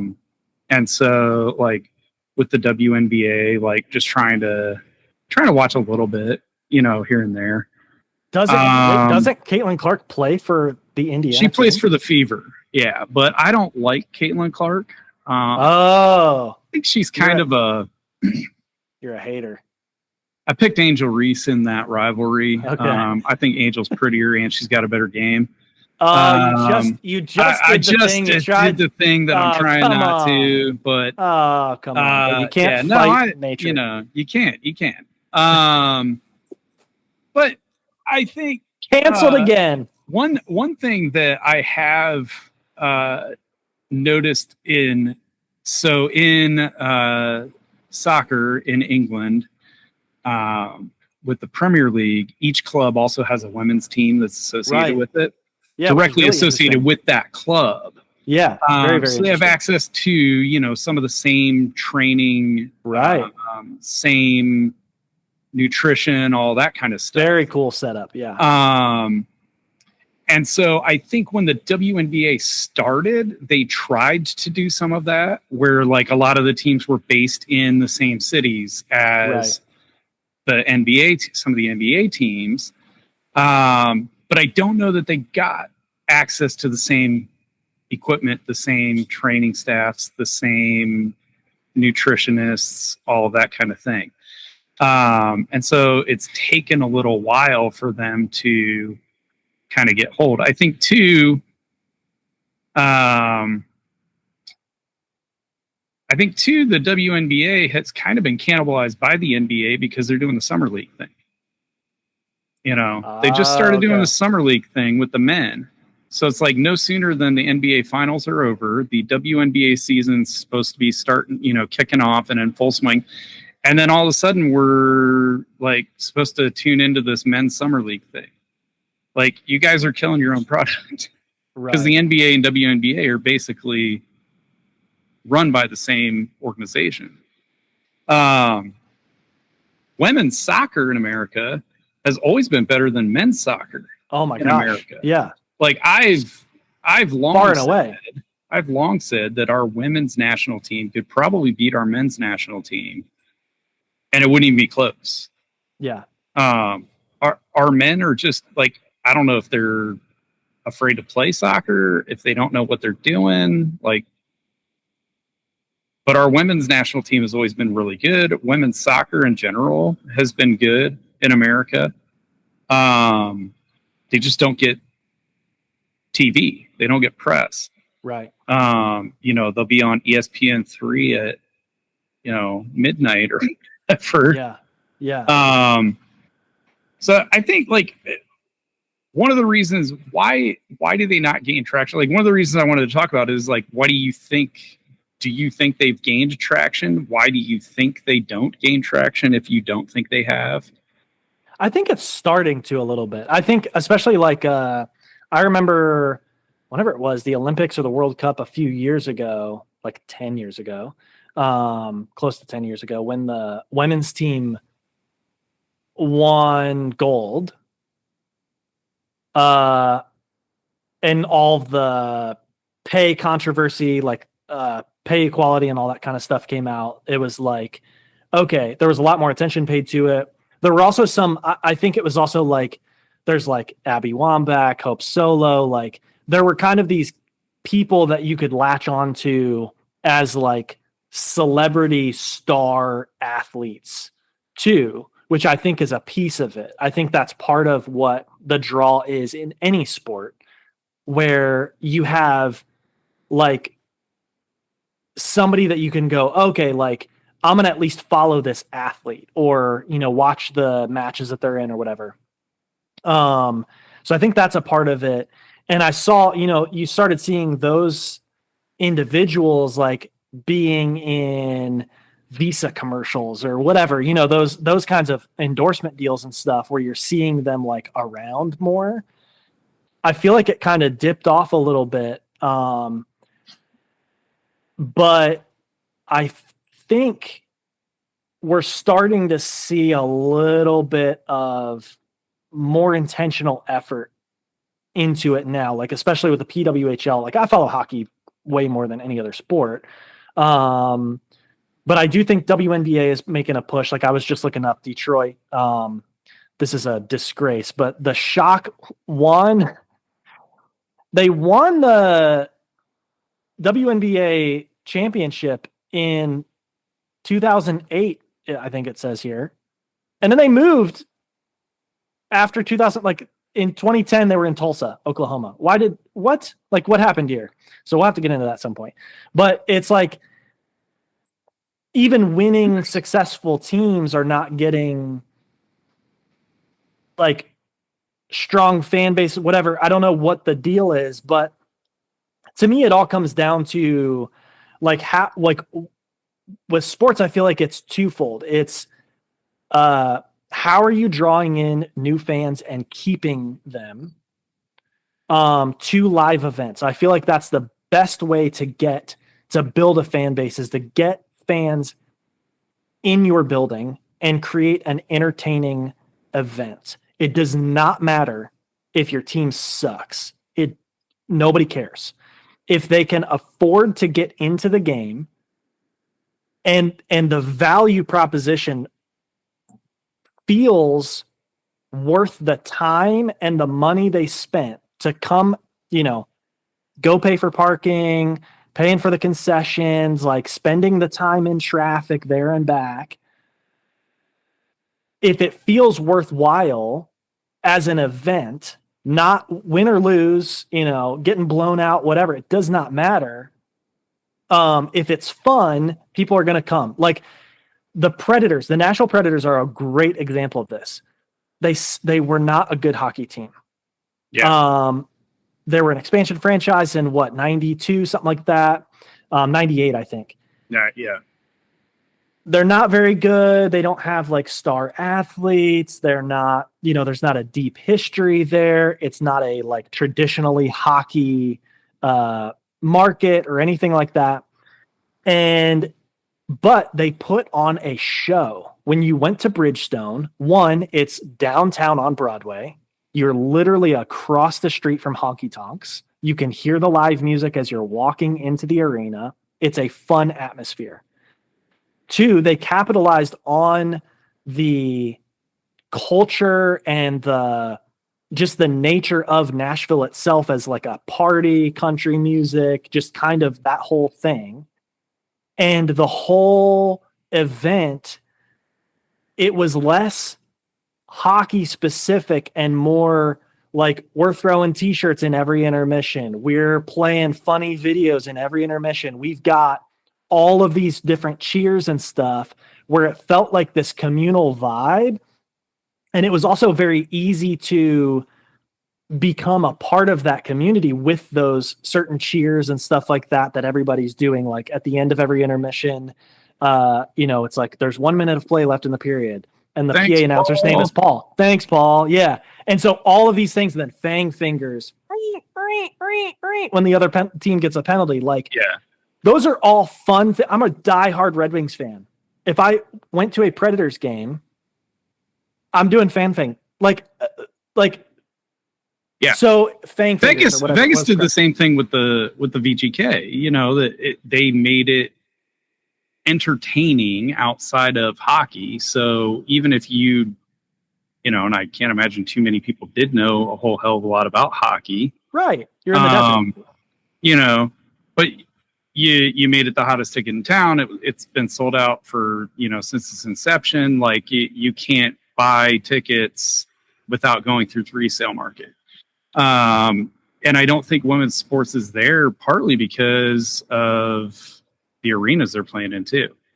They're not playing in big arenas with all the bells and whistles. The amenities, or they are, and then it's half all empty, seats are and empty. it feels dead, and it feels dead. Yeah. But I think what was I gonna say with that? I think the PWHL has the broadcast thing. They put all their games on YouTube. They stream them on YouTube Live. Yes. I think that is a brilliant way to get people to watch, because make it accessible. I've been on YouTube, late at night, and sometimes I'll be honest, like I can't watch a whole PWHL game just because of the time it's on or whatever. But I've been on, and it's like it comes up in my feed, says PWHL is streaming, and I'll tune in and watch, whatever's left of that period, or large portion of a game or whatever. But yeah, accessibility. Right. WNBA, with being on ESPN for the most part, if you do not have cable, you can't watch WNBA. If you don't have cable, you can't watch women's professional soccer, because I think they're on like one of ESPN or Fox or whatever. Accessibility is huge. To your point about the value proposition, it's expensive to go to some of these games. Oh, it's insane. And I'll be honest, even a men's, professional sports game, like it's not worth it. I don't want to spend $100, $200 on a ticket per ticket. And then I've got to get to the arena, get food and drinks at the arena, it's just the values going downhill in sports in general. Yeah. And it's like, for what reason too? Because you've got games where they're not sold out and you're still selling tickets for $150 in the nosebleeds. Yeah. And you're like, you're shutting out. This is a big thing that's happened with Toronto, the Maple Leafs, where you don't see very many. I mean, there's obviously fans there with jerseys on and stuff like that, but there's always talk about the people that are on the camera when they're showing, the crowd in the lower bowl are wearing like suits and stuff. It's people who are wealthy people who can afford these tickets that are going to these games, and you have shut out basically. Like, it's a quick way to burn out your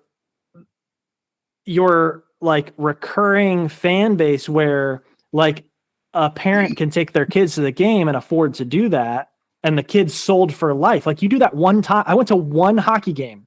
They happened to score 8 goals, and I'm a fan for life. Like, I've bought jerseys, I've bought tickets, I'm and so it's like it drives me nuts that they don't. But it's all short-term gain. It's all this like Wall Street mentality where it's like, how much money can we make this season? How much money can we bring in this particular game? And they don't care about the long-term, like developing a fan base, treating the fans with respect, and treating the fans as like what the team really is. Like, and so it's very frustrating. One of the things I do love, the PWHL streaming games on YouTube. The other thing I love that they've done is, because they only have 6 teams, they're traveling to other hockey cities. Like, they did a game in Detroit last year where they had 2 of the other teams come in and play a game, and the game sold out. Like, you're getting 20,000 fans to go see a game of 2 teams that are not from this city. That's how you're building the sport in general. Yeah. Like, that's a really good, and this is when the teams didn't have logos. Like, so that's like a brilliant move for them to kind of like take this show on the road and build the sport like from the ground up.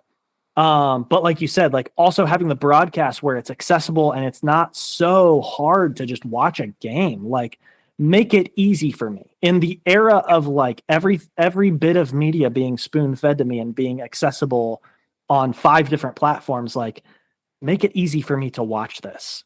Yeah. I think intentionality was something that came up too. I think you said intentionality, and I kind of alluded to it too. I think we have to be more intentional about giving women's sports a chance and for sure buying into the platform. Especially as our society has sort of shifted to where, we're viewing gender as, less stereotypical gender roles and more, okay, so we just have different chromosomes, whatever. The way that we express ourselves or whatever. Women and men can do the same things. Is a woman going to bench 500 pounds? I don't know. It could theoretically happen. Do I want to see that? Probably not. Do I want to see a guy bench 500 pounds? Not really. Like that was my next question. I mean, I think intentionality, and I'm trying to get more intentional. Like this winter, I'll probably watch some more PWHL. For sure. On purpose, not just like, oh, it's there, actually tune in. Maybe I actually looked into going to the WNBA All-Star game. Oh, nice. But like you said, tickets, it was like $120 for tickets up in the nosebleeds. And it's like, yeah, I want to support. I want to put my money where my mouth is, but I don't have that kind of extra money after I just went out and spent $300 on a steak dinner. So we see where your priorities are. I had my priorities this past week, but the women of the Moranville household and not the women of the WNBA. Okay. Yeah. I just hope that one day we get to a point though where women's sports can kind of pave their own path, and be not have to be compared to the men's sports. Right. Because I think that's a big problem too, is the comparisons. And because of that, then they can't play in the same, like WNBA, they have to play in the summer. They can't play in the winter, like the men. You know what? I was going to bring that up too. I think, honestly, I feel like they do better if they didn't play in the off season, because you kind of get a little bit of carryover effect. It's like having like your little mom and pop shop in the same shopping plaza as like a Walmart. Like, yeah, most people are like going into that plaza to go to Walmart, but like they spot your little shop and they're like, all right, let's check this out. Let's see what's going on. You know what I mean? As opposed to like putting yours across town. I'm going to go as far away from Walmart as possible. Now you're out in like some side road somewhere. Nobody ever goes by. Like nobody's coming to make a destination trip to your store because they don't know about you. Like there's something to the effect of like having the season be concurrent with the men's league in that same sport where you're going to get a little bit of the spillover. Like, oh, hey, by the way, and having announcers during the games in the men's, in the NHL talk about what's happening in the PWHL. Like those are easy talking points that those people can say. And your market, the people you're talking to are already watching hockey. They enjoy watching hockey. Oh, now I'm interested. I'm intrigued. I'm going to go watch more of this sport. But it's women playing it. Like, okay, like I'm interested. I'm going to go watch more hockey. Like, you know what I mean? So I feel like that's another barrier. Another thing I was thinking of too is like when I've watched some, this isn't just women's sports, but it's just kind of like different leagues in general. Part of it is the broadcast quality. Like the announcers themselves don't like, you're not getting like the experience that you get at like the main 4 big pro leagues. And even some of those announcers suck, but you're not getting you're not, I'm a Jim Nance lover. So let's just put that on the record, but you're not getting the situations where like the play-by-play and the color commentary are creating this drama. You know what I mean? Like you need a little bit of that. When you're watching a sports event, you need the storylines, you need the excitement in the voice as a play is developing and happening, especially when you're newer to watching a sport. or newer to watching a specific league where you don't know these players as well. Like if I'm watching two hockey teams I don't watch a whole lot, like in the Western Conference or something, I don't necessarily know all the players and who's doing what and stuff. And so it's helpful to have an announcer who's, kind of on the fly talking about the play that's happening, but also talking about like background of, oh, this player's doing something like they don't usually do, or, oh, watch out, this player usually, he's got a sick backhand or whatever. Like those kinds of things also play into the excitement of watching it and add to the draw, I guess. Yeah. I think a lot of them, the broadcast quality is not there. It's kind of like with soccer in general in America. The broadcast quality is not there. There's no effort put in to make it better. So I think women's sports are coming up. I just think that we have to make more of a conscious effort to be there for it.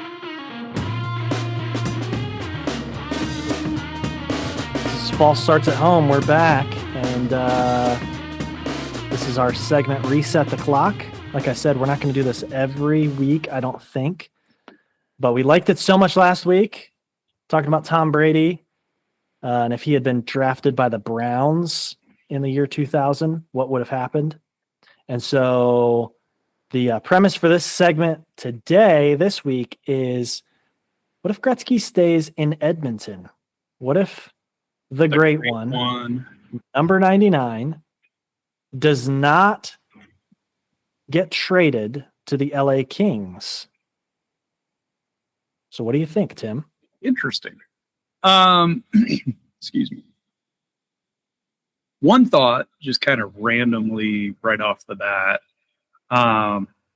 does his number get retired in the whole league? Because Gordie Howe was his predecessor who had like all the records, the scoring records. Mr. Hockey. Number 9 was not retired league-wide when he retired. But he only played for Detroit and briefly Hartford. Right. I think the Houston Aeros at some point. Or maybe, yeah. I mean, I know his basically. NHL was basically between those two teams. Right. So if he stays in Edmonton his whole career, is 99 just retired in Edmonton? Or do they retire it league-wide? Because Gretzky ends up playing for 4 teams. Because he played for Edmonton, LA, St. Louis, and New York Rangers. Very interesting. Never thought about that. So then that opens up like a number that, kids could wear in every city. But and that's not a major issue. You know what's funny is, like, even in beer league, it is so frowned upon. You will get the shit chirped out of you for wearing 99 in beer league, because it's like such, I think one of them is like, it's such a unique number. Like very few other players even ever wore it, period. I think he might have been the only one to ever wear it. No, let's have any success. I mean, I'm looking this up. Behind the sweater numbers, number 99. Okay. There have been a number of players that have worn the 99. Oh, let's go to the AI overview. That's always helpful. Oh, yeah. The first to wear it was in the 1934-35 season for the Montreal Canadiens, Joe Lamb. I'm surprised he was allowed to. I was going to say they had 99 back then. Because that was back when it was mostly like you wore 1 through 20 or whatever. Right. But, and it was like the goalie wore 1 and then everybody else got 2 through 20. And it was like, that's why you still see defensemen typically wear like 2 through 8. Yeah. And then you see forwards wear like, 9 through whatever. And so yeah, that was like a thing. That's what I'm saying. Like, and that may be probably the biggest reason Gordie Howe's number wasn't retired, because it's number 9. Like, it's such a common, every team in the league had a number 9. That's true. But that's really interesting. Very, very interesting. I think you're probably right. It probably does not get retired league wide if he only plays in Edmonton, if he finishes his career in Edmonton. Yeah. And just a brief aside. So Gretzky was interviewed in a feature interview in April's issue of Cigar Aficionado. Cigar Aficionado, sponsor, false alerts at home. I mean, yeah, if you guys want to sponsor, I'll start smoking cigars on the channel. Marvin. Anyway, but in the interview, it's kind of funny because they talked to him about his nickname, the Great One, and that actually started when he was 10, apparently. And his dad hated it. Like, his dad tried to not get that to be a thing, but it just stuck. He talks about the Edmonton trade, and he said that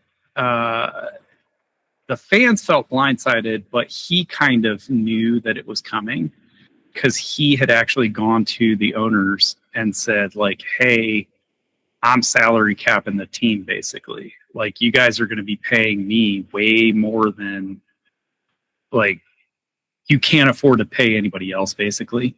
Right. And so that was the impetus for the trade. And he basically, like, they told him, give us a list of teams you'd like to go to. And so he had it down to LA, the Rangers, Detroit. Yep. And because he grew up a Gordie Howe fan. Yeah, he grew up a Gordie Howe fan. And he wanted to play for Detroit. Yeah. He did. Very interesting. Do you know why he didn't? No, I don't know. I've heard it before, but go ahead, tell me. I hadn't heard it before, and I remember reading his biography back in the early 2000s or late 90s, whenever. But his dad was talking to him and said, Gordie had Detroit. Why don't you go and do your own thing? And so, because he really did want to come play in Detroit. Man. So yeah, so basically his dad talked him out of going to Detroit. How could that? I mean, that would have been. Just imagining Gretzky and Yzerman as your 1 and 2 centers. There's no, like, Detroit would have won like 10 cups in that decade. Like, there's no way we would have been stopped. That's insane. But why didn't the Kings win more? You raise a good point.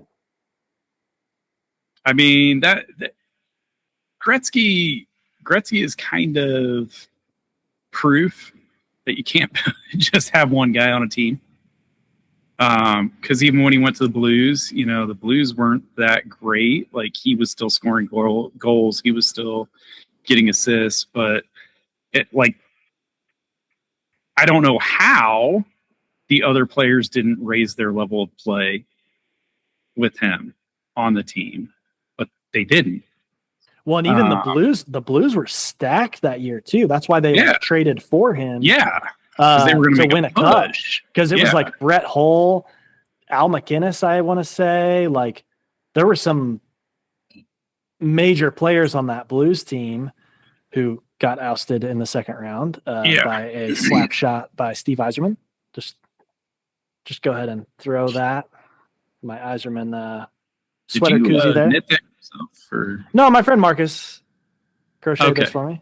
Okay. It was a special. Sorry, crochet, wrong. It was awesome. Wrong yarn work. Wrong sport. Yeah, it's really interesting. It's interesting to think because that was one of the things. That was like the first thing I thought of was Gretzky never wins another cup. Like, he wins his 4 in Edmonton. Yeah. He doesn't win another cup. Yeah. Edmonton wins one like. What, in 1990 they won, and the trade was before the 89 season. Yeah. So it was only like one season, the second season that he was gone, they won another cup with Messier. And then Messier goes on. And then Messier never wins another one until the end of his career. No, he goes on and wins one in 94 in New York. Yeah, that was at the end of his career. Oh, yeah. That's what I was saying. It's like he goes on to not win one again until the end of his career. Right. But still even won Gretzky, 2 after Gretzky. Yeah, but even Gretzky reunited with him in New York, and they weren't able to do it. Yeah, they're both old at that point. Yeah, beyond old. But how many cups do you think Edmonton can win if they keep, Gretzky, Messier? Who else do they have on that team? Yari Curry. Grant Fuhr was their goalie, I think. Paul Coffey. They ended up winning 4. Yeah. Do they go, and there's not full Montreal Canadiens and just start, There's not another dynasty that kind of takes their place because it really was like Montreal Canadiens, you have the Islanders, and then the Oilers end the Islanders dynasty, and they have their own, and then there's no team that really picks up that torch after that because the Oilers win in 90, and from then on in the 90s it was like a lot of different teams. I don't. Well, you've got the Penguins champs, except for the Penguins a couple of times. The Penguins and then the Red Wings win 97, 98. You could kind of call the Red Wings because they won 3 and 6. Yeah. Or 4 and whatever it is, 4 and 8 or 7 or something like that. I forget how many years it was. From 97 to the 2008 Cup.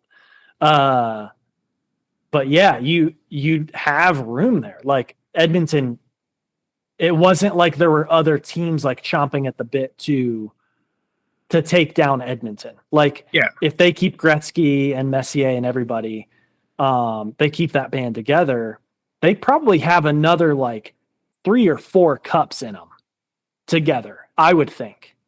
At least into like into the Pittsburgh, like Mario Lemieux, Yager are together. Yeah. That kind of era.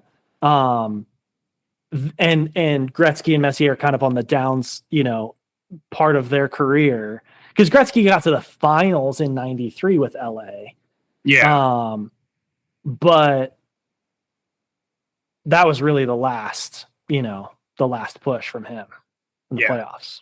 Yeah, I think maybe 3 or 4 more would be what Edmonton could have handled. But you also get into around that time the expansion and relocation and all that. Very true. So you've got what was it? Minnesota moved to Dallas around that time. Early 90s. Early 92, 90s. I think. You get the Disney Mighty Ducks. Tampa. Trying to think who else. Florida Florida was 96. Florida was 96. A little bit later, but still, right around that. Phoenix. That 5, 6, 7 year time, you've got the league's expanding. The league is having teams relocate. The Nordiques moved to Colorado. The competitive balance, I think, shifted as well. And my question with that is, because there's always kind of this, thought process that Gretzky going to LA opened up hockey for the Sun Belt, like opened up the South in North America, we're forgetting Mexico, but the South in between the United States and Canada and we've lost another country. Yeah, exactly. There goes Mexico. All our Mexican listeners, sorry. So it's like, does the thought process always that he opened up the Sun Belt for hockey in general, and those markets owe their success and their ability to, start and keep and maintain franchises and fan bases because of Gretzky going to LA and putting LA like on the map, whatever. So how much of an effect does Gretzky going to LA have on the league's expansion to, Dallas, Tampa, Phoenix, Florida, wherever else. I'm trying to think other Sunbelt teams. I mean, I think that might be part of that equation, but you also have to look at population shift in America, demographic shift in America.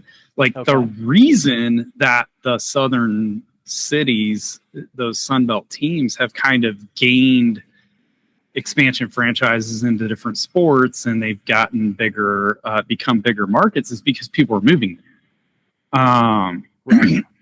Excuse me. So, Houston, I think, is the 5th largest media market in the United States. Atlanta's pretty high up there.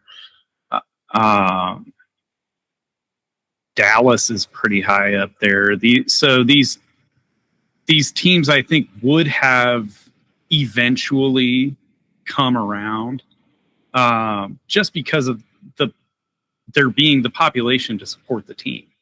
There's a reason that they're not building, they're not giving NHL expansion franchise to Oklahoma City.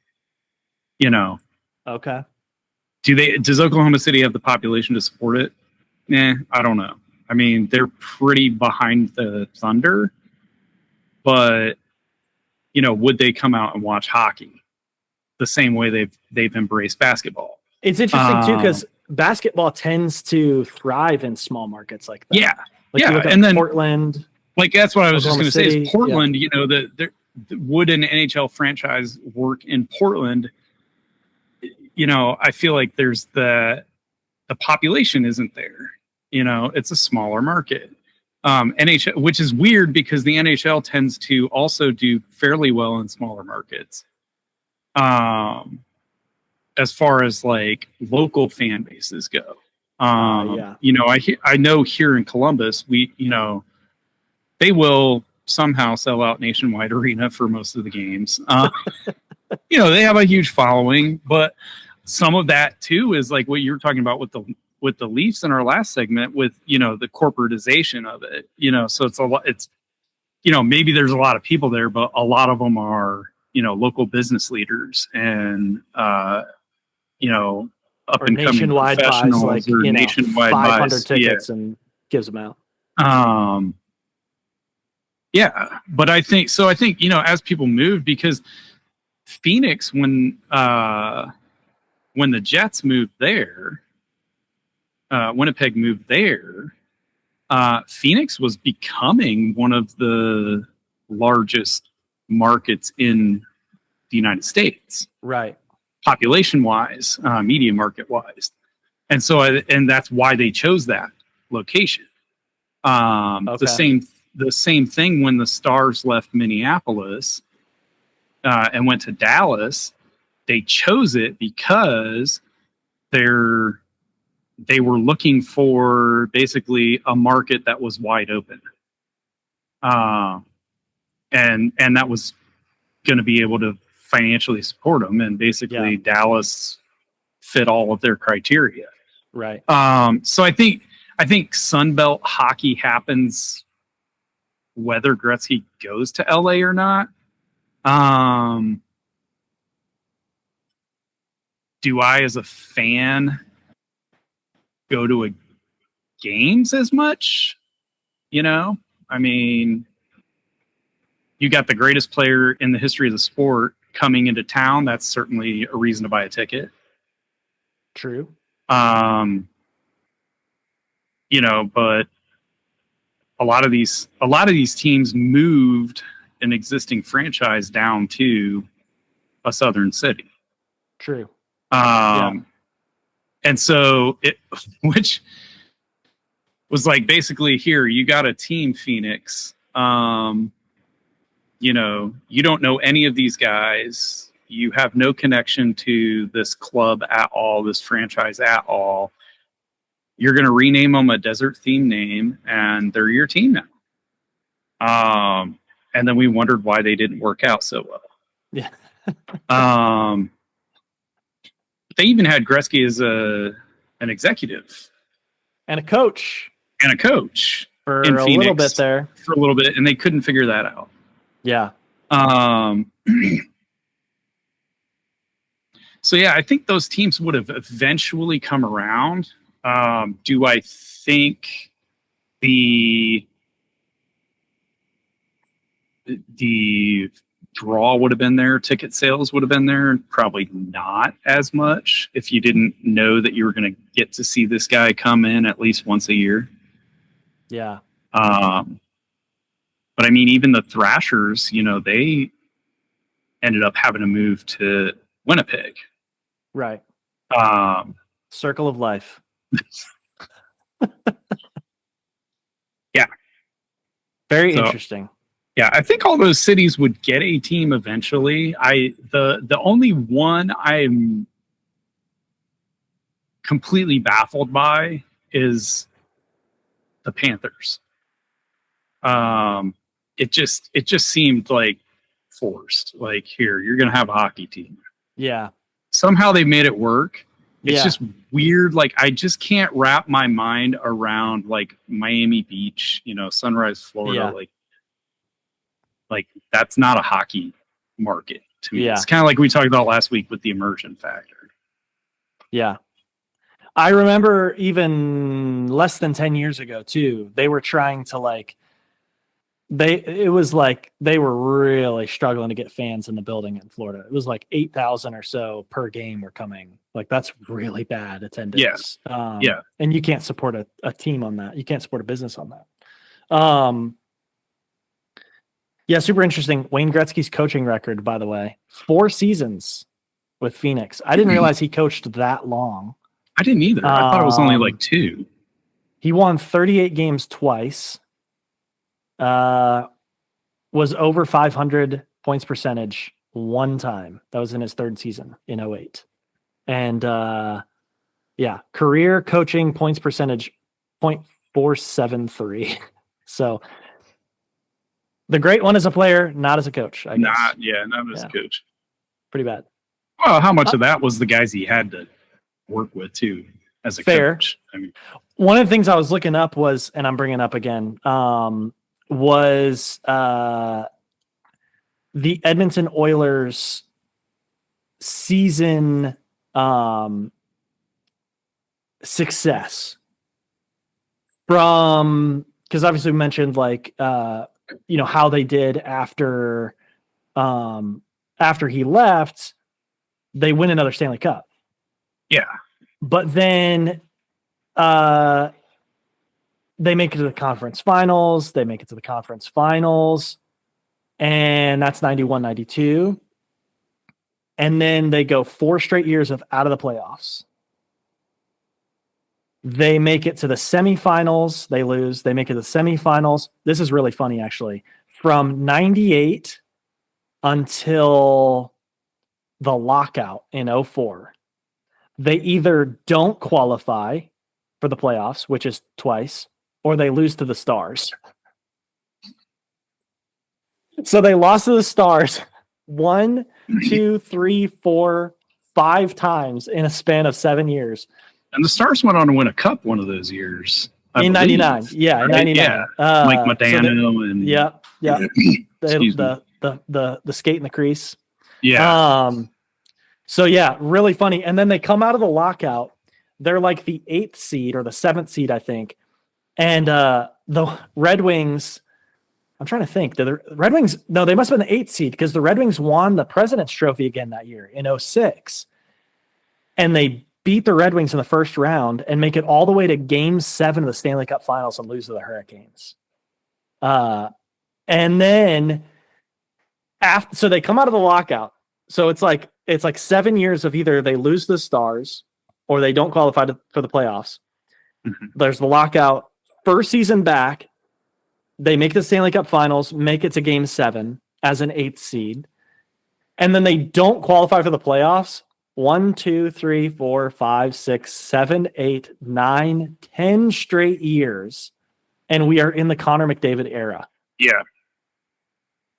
It's crazy to me. And what's really interesting is you have the bar none greatest player of all time, and you make a trade, you need to set your franchise up for generational success. Like, you're trading him at the prime of his career too. Like, he was not washed up. It was not like he was like kind of starting to trail off or whatever. I mean, he kind of was, but it's Gretzky numbers. Like, he's still leading the league in points and assists and everything for a very long time after he's traded. You need to get like a haul back. Yeah.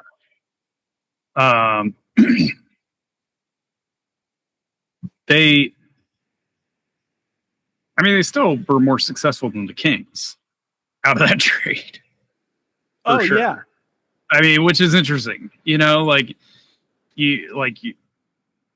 they didn't get a whole lot for him, but they still ended up coming out the better team out of that. They won a cup. They won a cup. The Kings ended up, won finals in all those years. Yeah. I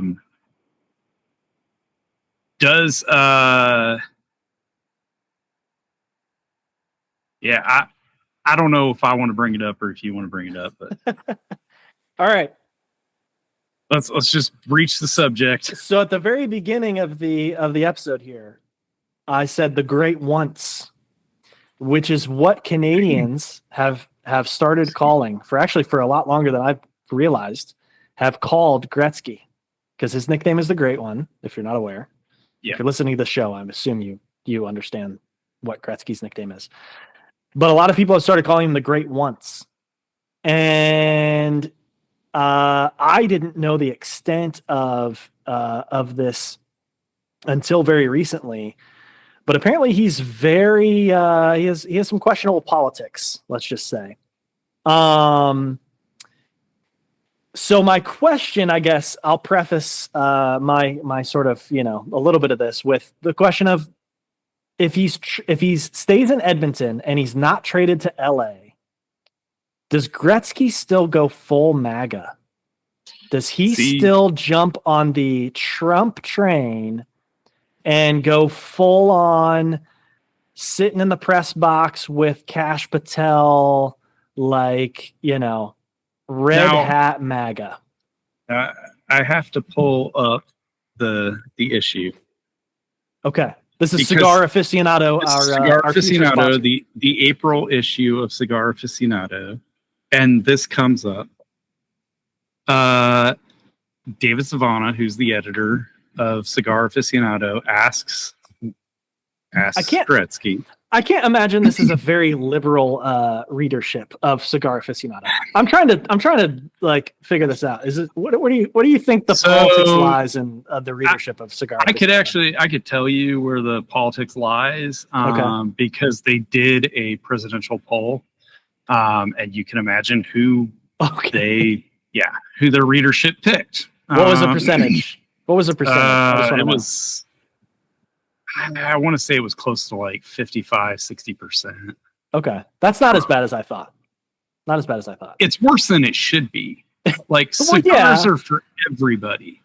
Like, it's like AR. I mean, I guess, like, as a gun owner, should I be really shocked when I read a gun magazine and they're like, yeah, you got to vote for Trump. Go MAGA. Pew, pew, pew. Anyway. So this is the question. You were in the news when President Trump talked about having you get involved in Canadian politics. Any plans? Gretzky's answer. Everybody who knows me knows I have no interest in politics. And over the years, I have been so fortunate. I have met all the prime ministers back to Pierre Trudeau in 1980. Janet and I were fortunate enough to meet President Reagan. Yeah, I have a lot of friends who were either prime ministers or presidents, and those guys are way smarter than I am. I'm a hockey guy, and that's my love and passion. I just hope for everyone's sake, everyone gets along. Okay. Not really into politics? Then why with the MAGA hats, and why with the hanging out with Trump lackeys? Like, and that's where I'm kind of like, okay, this sounds very like, why can't we just agree to disagree after you just spouted the most racist, transphobic bullshit? You know what I mean? Like those people that are like, they spout some, you know, crazy shit, and then they're like, why can't we just all agree to disagree? Like, or because you're being a fucking dumbass. That's why they're just you know, just asking questions. But or those people, that ask, you know, probing questions. I'm just asking questions, you know. But in the same interview, he talks about his buddy Kid Rock. I'm like, what the? If we could disown one person as a city of Detroit, I think all of Detroit, like, it would be a stronger vote than that Cigar Aficionado presidential poll to just be like, no, Kid Rock, you're like, nah, you claim somewhere else, buddy. Yeah, it's interesting. It's very interesting because I kind of started to wonder, like, I loved Gretzky, like, and I know you did. You, this is how old we are. You taped his final game on VHS. You taped his final game in '99. I remember that specifically. Because I remember having gone back and watched that videotape, actually. Yager scores the game-winning goal in overtime, by the way. It'd be interesting to see if we still have that tape somewhere, but I doubt it. I doubt it. I doubt it. I doubt it's like even still, it would probably has degraded. But it's really interesting because this is not like necessarily a recent development. It makes me wonder how long this has kind of been a thing. Because in 2009, he was awarded whatever, you know, civilian honor in Canada, like the highest civilian honor, like Order of Canada or whatever it is. And I don't mean to be so dismissive about that, but I just don't know the specific name of it. So sorry to all the Canadian listeners that I didn't get this right, or I said, or whatever. But he never bothered to go pick it up. He never bothered to go to whatever ceremony he was awarded this thing. Really? And he still has not. He still hasn't gone to like accept this honor. Is it the greatest civilian honor? Is it like a humility thing? Like he doesn't, you know, he doesn't think he deserves it? Has he made a statement about it? I highly doubt that's the thing. Like he's the kind of guy that shows up for the things, you know what I mean? Like he's showing up for the ceremonies. He's showing up for like the greatest 100 players when the NHL did their centennial thing. Like he's not the kind of person to shy away from like recognizing, like he's got the, you know, and this is part of why I loved Gretzky. It's a very, you know, complicated time now.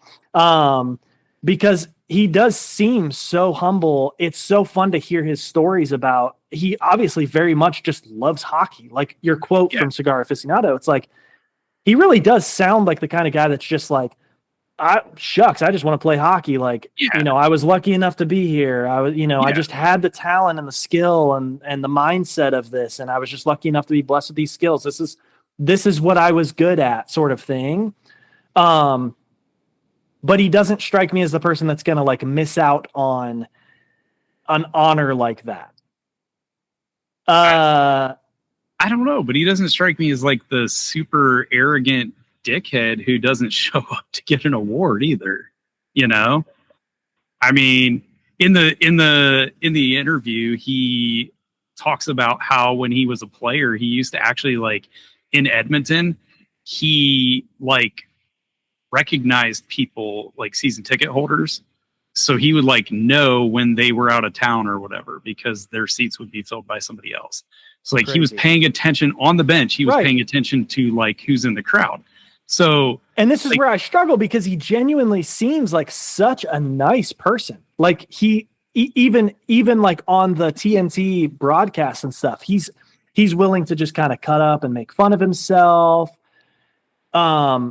You know, give, you know, kind of like give back the jibes and stuff like that. Like, you know, but it's like, how do you reckon this with like him handing out red hats that say "Be great." You know what I'm saying? Like, read the room at least. And it's like, it makes it, when all this stuff started coming out, it's like, okay, a disingenuous read of the situation is, you know, oh yeah, Gretzky's like out there, you know, shadow campaigning for Trump. He's like in these red states, you know, he's going to Dallas and going to the conservative parts of Dallas when he's going to Stars games, and he's, you know, leading these rallies that we don't know about in favor of Trump or something like this. Mm-hmm. The generous analysis of this is like, maybe he's just such a nice guy that he can't turn down an invitation. And like, you know, so he just happens to be in a room with Kash Patel and Donald Trump, and they're like, hey, here's a free hat. And he's like, oh man, thanks for the free hat. You know what I mean? Like, oh, you're great. You were the great one. We want to make America great again. Like, you know what I'm saying? Maybe there's a little bit of that, and he's just too stupid to be like, oh, I don't really see all of the other craziness that's a part of this. And like, I'm the great one. So yeah, I'll wear a Make America Great Again hat. He specifically calls out meeting Reagan. I laughed at that. I mean, that kind of tells you that kind of tells you a lot about what you need to know. You know, like Reaganomics has been destroying America since the 1980s.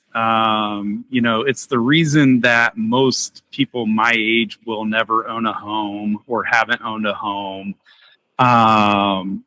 You know, it's the reason for the corporate welfare and corporate greed. It's the reason for the whole MAGA movement. Actually, Reagan was one of the first to say, make America great again. Yeah.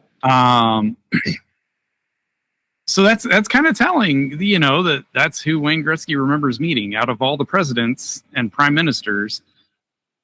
You know, the one who single-handedly destroyed the American dream, right, is on his list.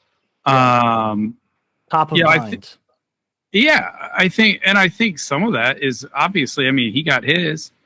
Like, there's a lot of that, I think, in politics in general. You know, you see, you know, the immigrants for Trump, like, they immigrated here, they got naturalized, they got theirs. Like, fuck the rest of you.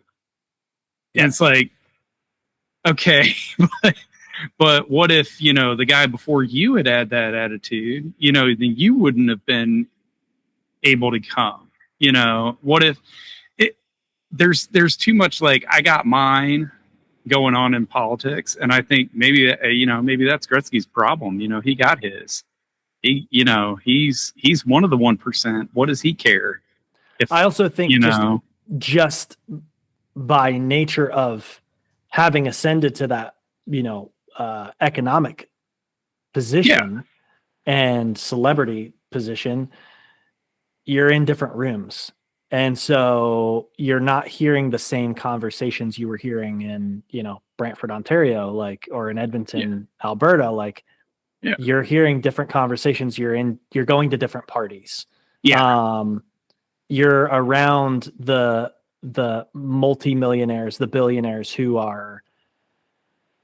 have a vested interest in Reaganomics, who have a vested interest in MAGA, like, and so you sort of just assimilate. Like, there's a cultural assimilation to that, and whether you're conscious of that process over 40 years or not, like, it's happened. The biggest part to me that just drives me nuts is like I'm not political. Then why are you fucking hanging out with these guys?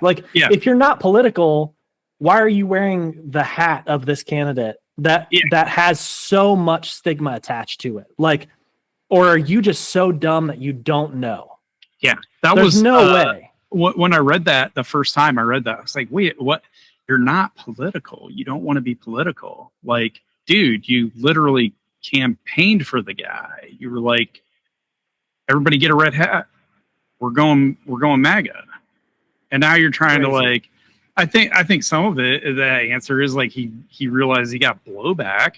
You know, he realizes that he's being called out on it, and he wants to try to save a little face. But it's like, dude, the damage is done.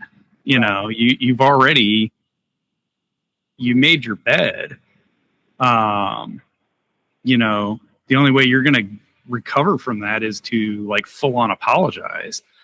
It was interesting though. I noticed you talked about the TNT broadcast. He didn't seem to be around this year.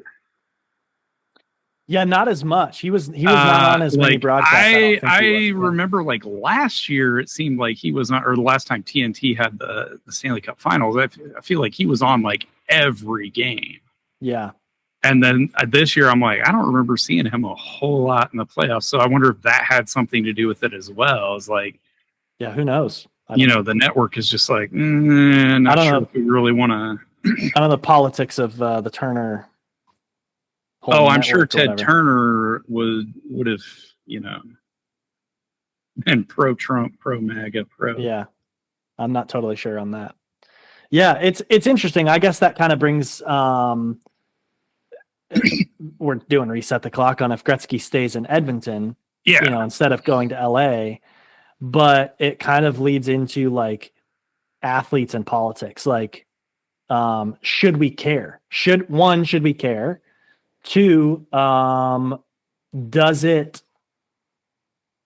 Do we separate? Can we separate the person and the play from the politics? Like, can you still cheer for a player if you know that they have this political alignment? I know what my answer is.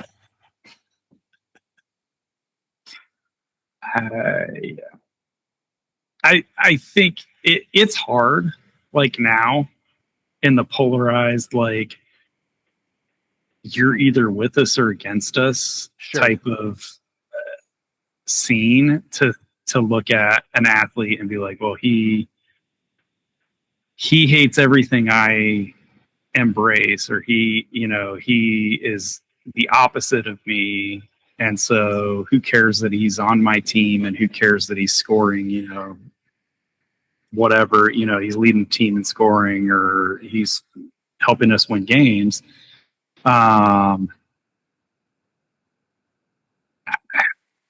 think it's hard. That I'm not one of those shut up and play kind of people. Oh gosh. Like I know there's a lot of, shut up and play. You're an athlete. You don't have an opinion. Like, but at the same time, like, it's hard for them no matter which way they go, because they,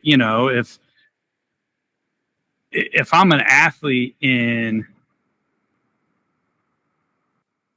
Oklahoma, like pick a Thunder player. Sure. Am I going to express my political views as openly and vocally as if I were playing in LA? Right. Or New York. Or New York. Or if I'm in Atlanta, even though Atlanta itself is very blue and tends more liberal, but the state around me, which is where a lot of my fan base comes from, right? Am I going to be as outspoken as if I'm playing in Seattle? Right. I think that I think it's important for all of us, no matter what our position is, to have an opinion and make that opinion known, and stand up for it. And we live in a time where any two idiots with microphones and computers can have a podcast and share their views. Exactly. That's damn right. So,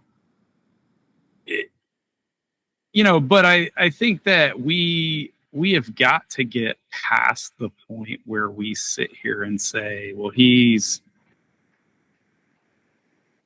this or that. so I can't like him as an athlete anymore, or I can't like her as an athlete anymore, or I can't like his movies anymore. I can't read his books anymore.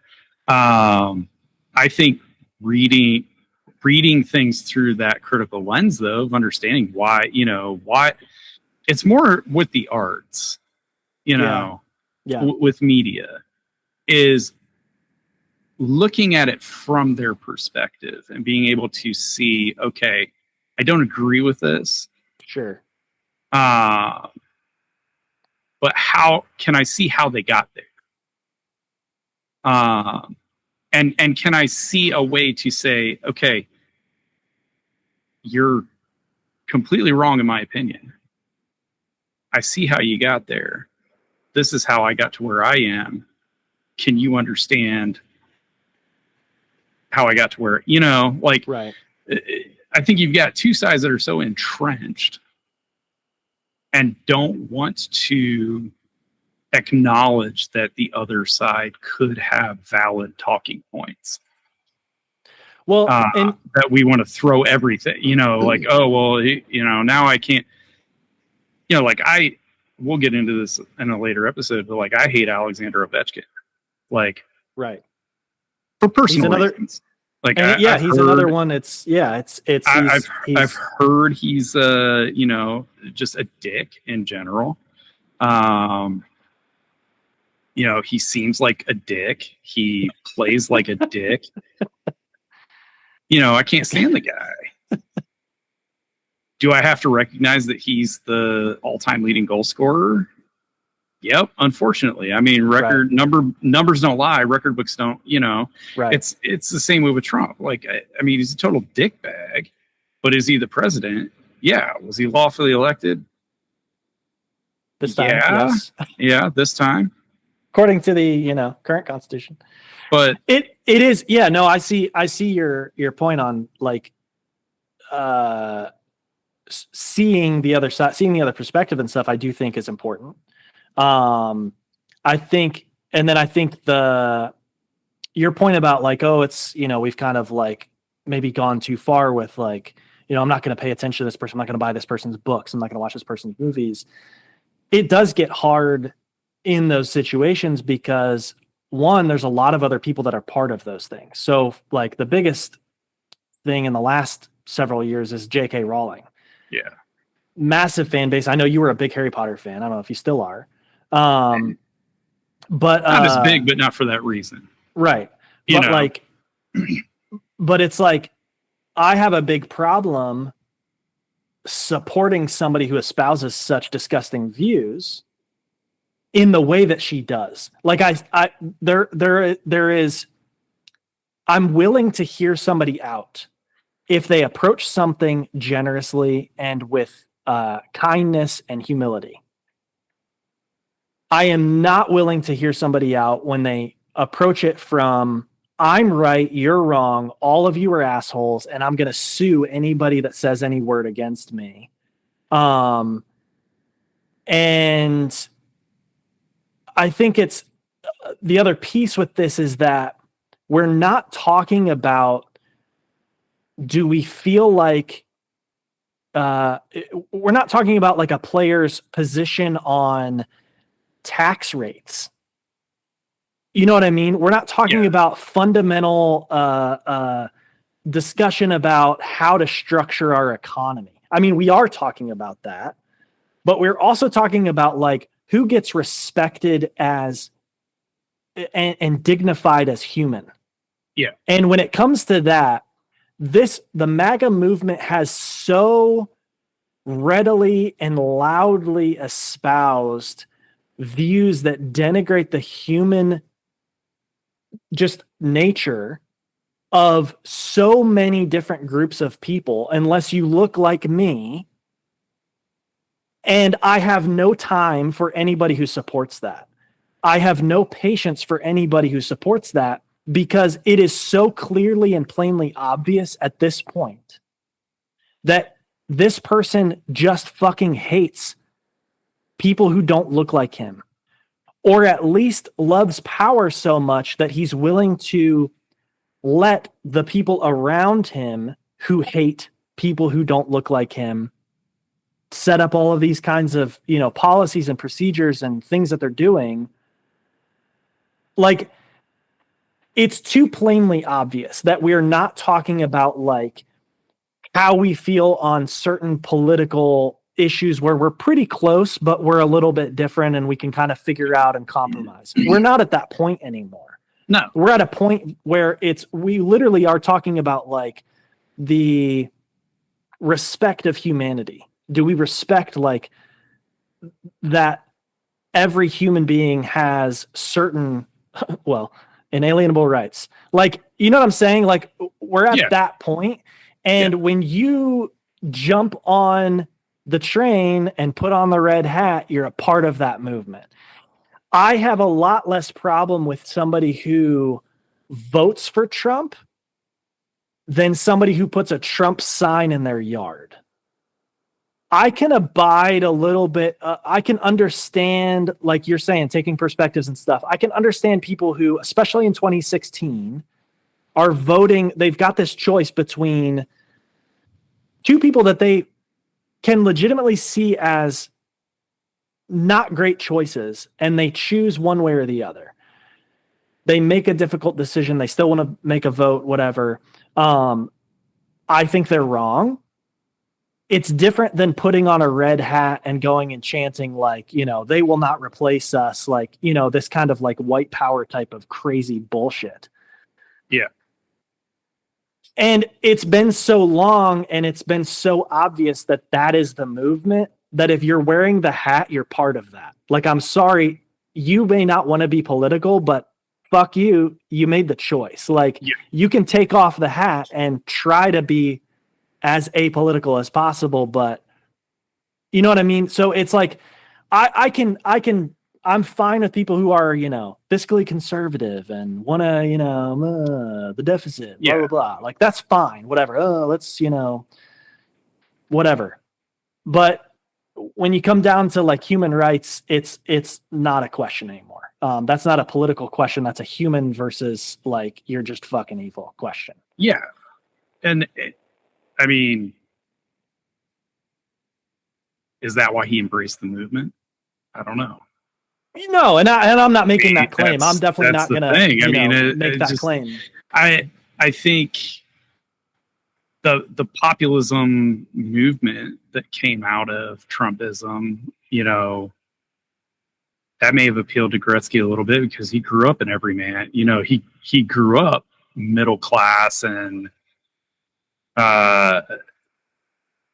Trump's messaging was that that's the forgotten, group of people, right. And, we're going to help them out, even though they're not. So maybe that, was part of that appeal. I don't know. I don't know why you would associate yourself with a movement. I'm kind of with you on, if you wear a red hat. You've totally just given me a reason to know that you're not you're not somebody I want to associate with. But even the people who vote for him, there's a lot of people who voted for him that it is about all of the things that he says and does. It is about all that. Oh yeah, for sure. They just they don't have the balls to put the hat on and show it in public. Yeah. And I think that's what ended up with a lot of the movement in general, was that it's like, and part of why he lost in 2020 was because a lot of people realized like, oh, this is not about, all of us. This is about a certain group of us. Right. And then in 2024, this past election, you had a lot. I think the real reason he won in 2024 has more to do with people who didn't vote than that he got votes. I agree with that. There were more people who decided for some stupid reason to sit this one out. And it may be the last time they would have ever had a chance to vote. I mean, the way things are going. Yeah. so can I support an athlete who helped bring about the authoritarian demise of my country?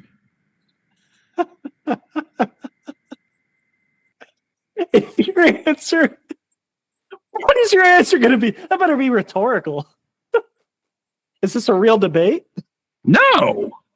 Hell no. Hell no, because this goes against the Constitution. Says that we have. But I'm just a hockey guy. Yeah, the Constitution. But the real problem with the MAGA movement and with right-wing politics in general is that instead of looking at the Constitution as saying that it's there to ensure domestic tranquility and to promote life, liberty, and the pursuit of happiness, it's like, but they want to determine what the pursuit of happiness looks like for everyone.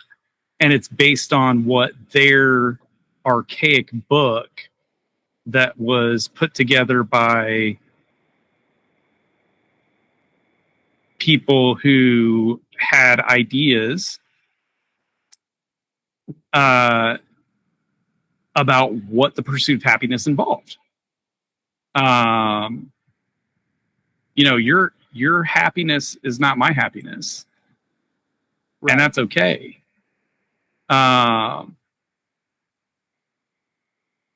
So no, I can't like, if Gretzky comes to town and is having an autograph signing session, I'm not going. Right. I mean, I might go with a sign that says "fuck you."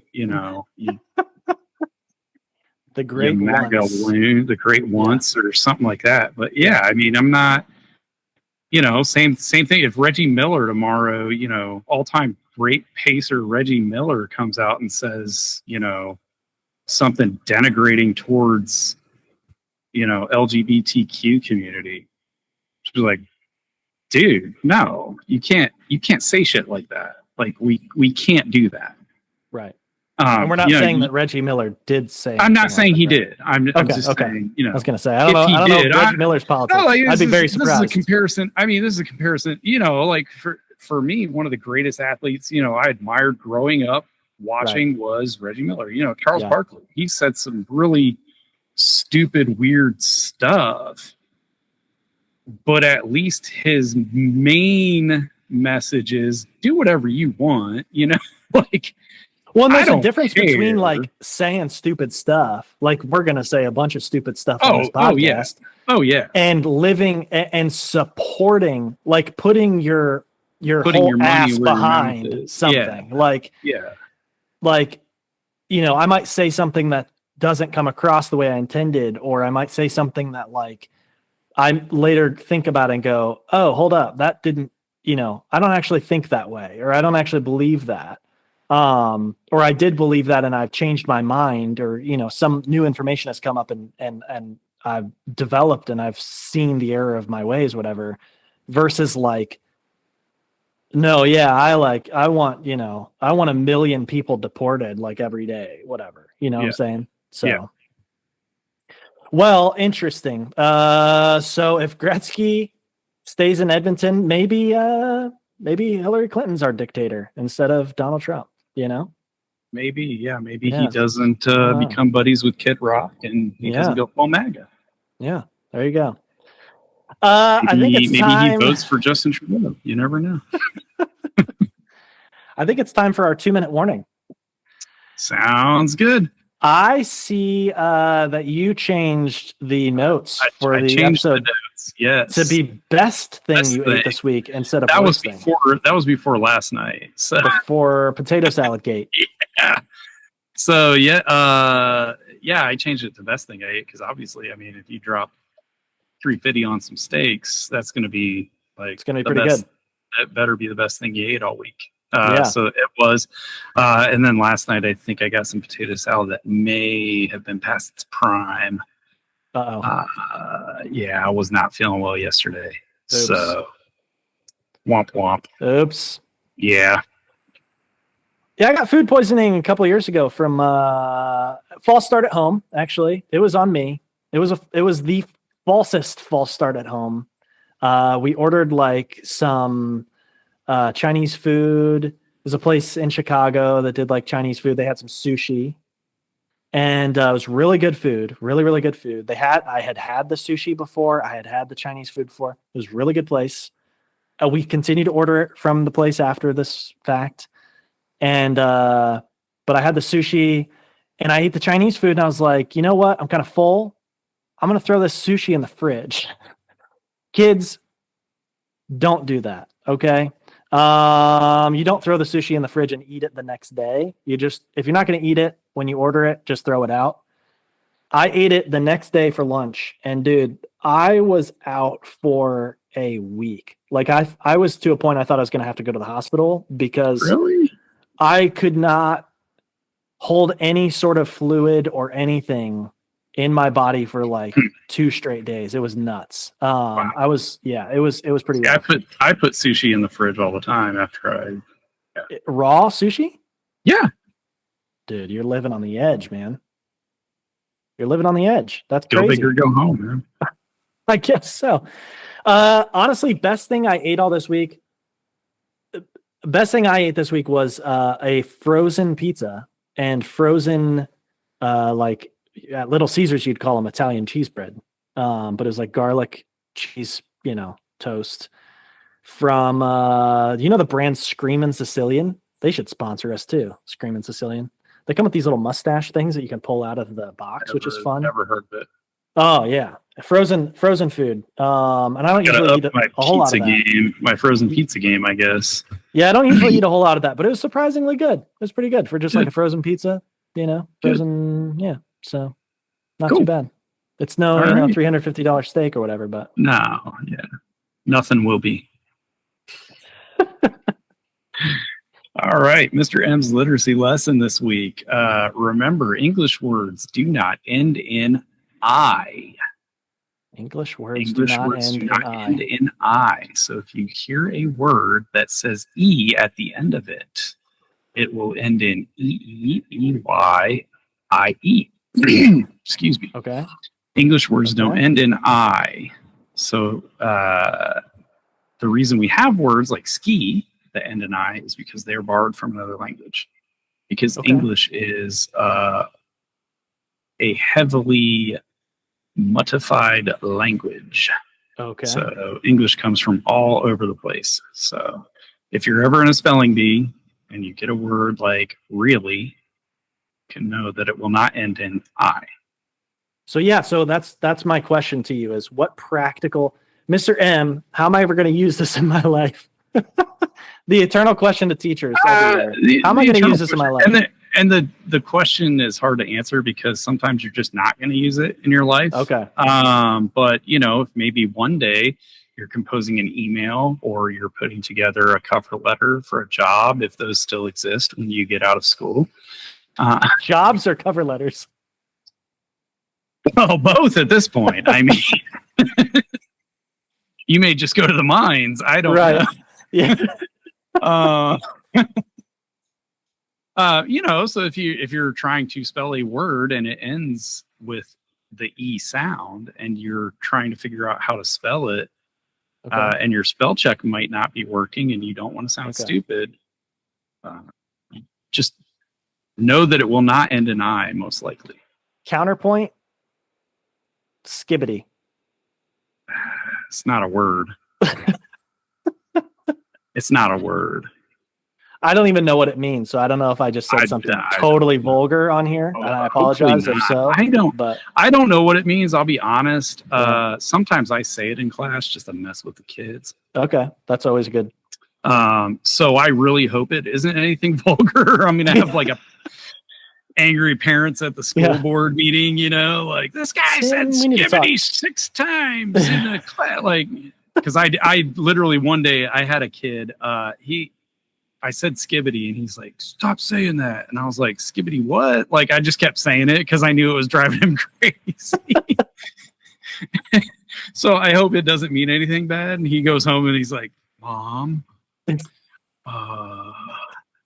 Mr. M said skibbity, which means, I don't I don't feel safe going to school anymore. Yeah, I don't. Yeah, hopefully not. I don't think it would be like that. I don't think it'd be that bad. Yeah. No, it wouldn't. They wouldn't be saying it on Sports Center if it was.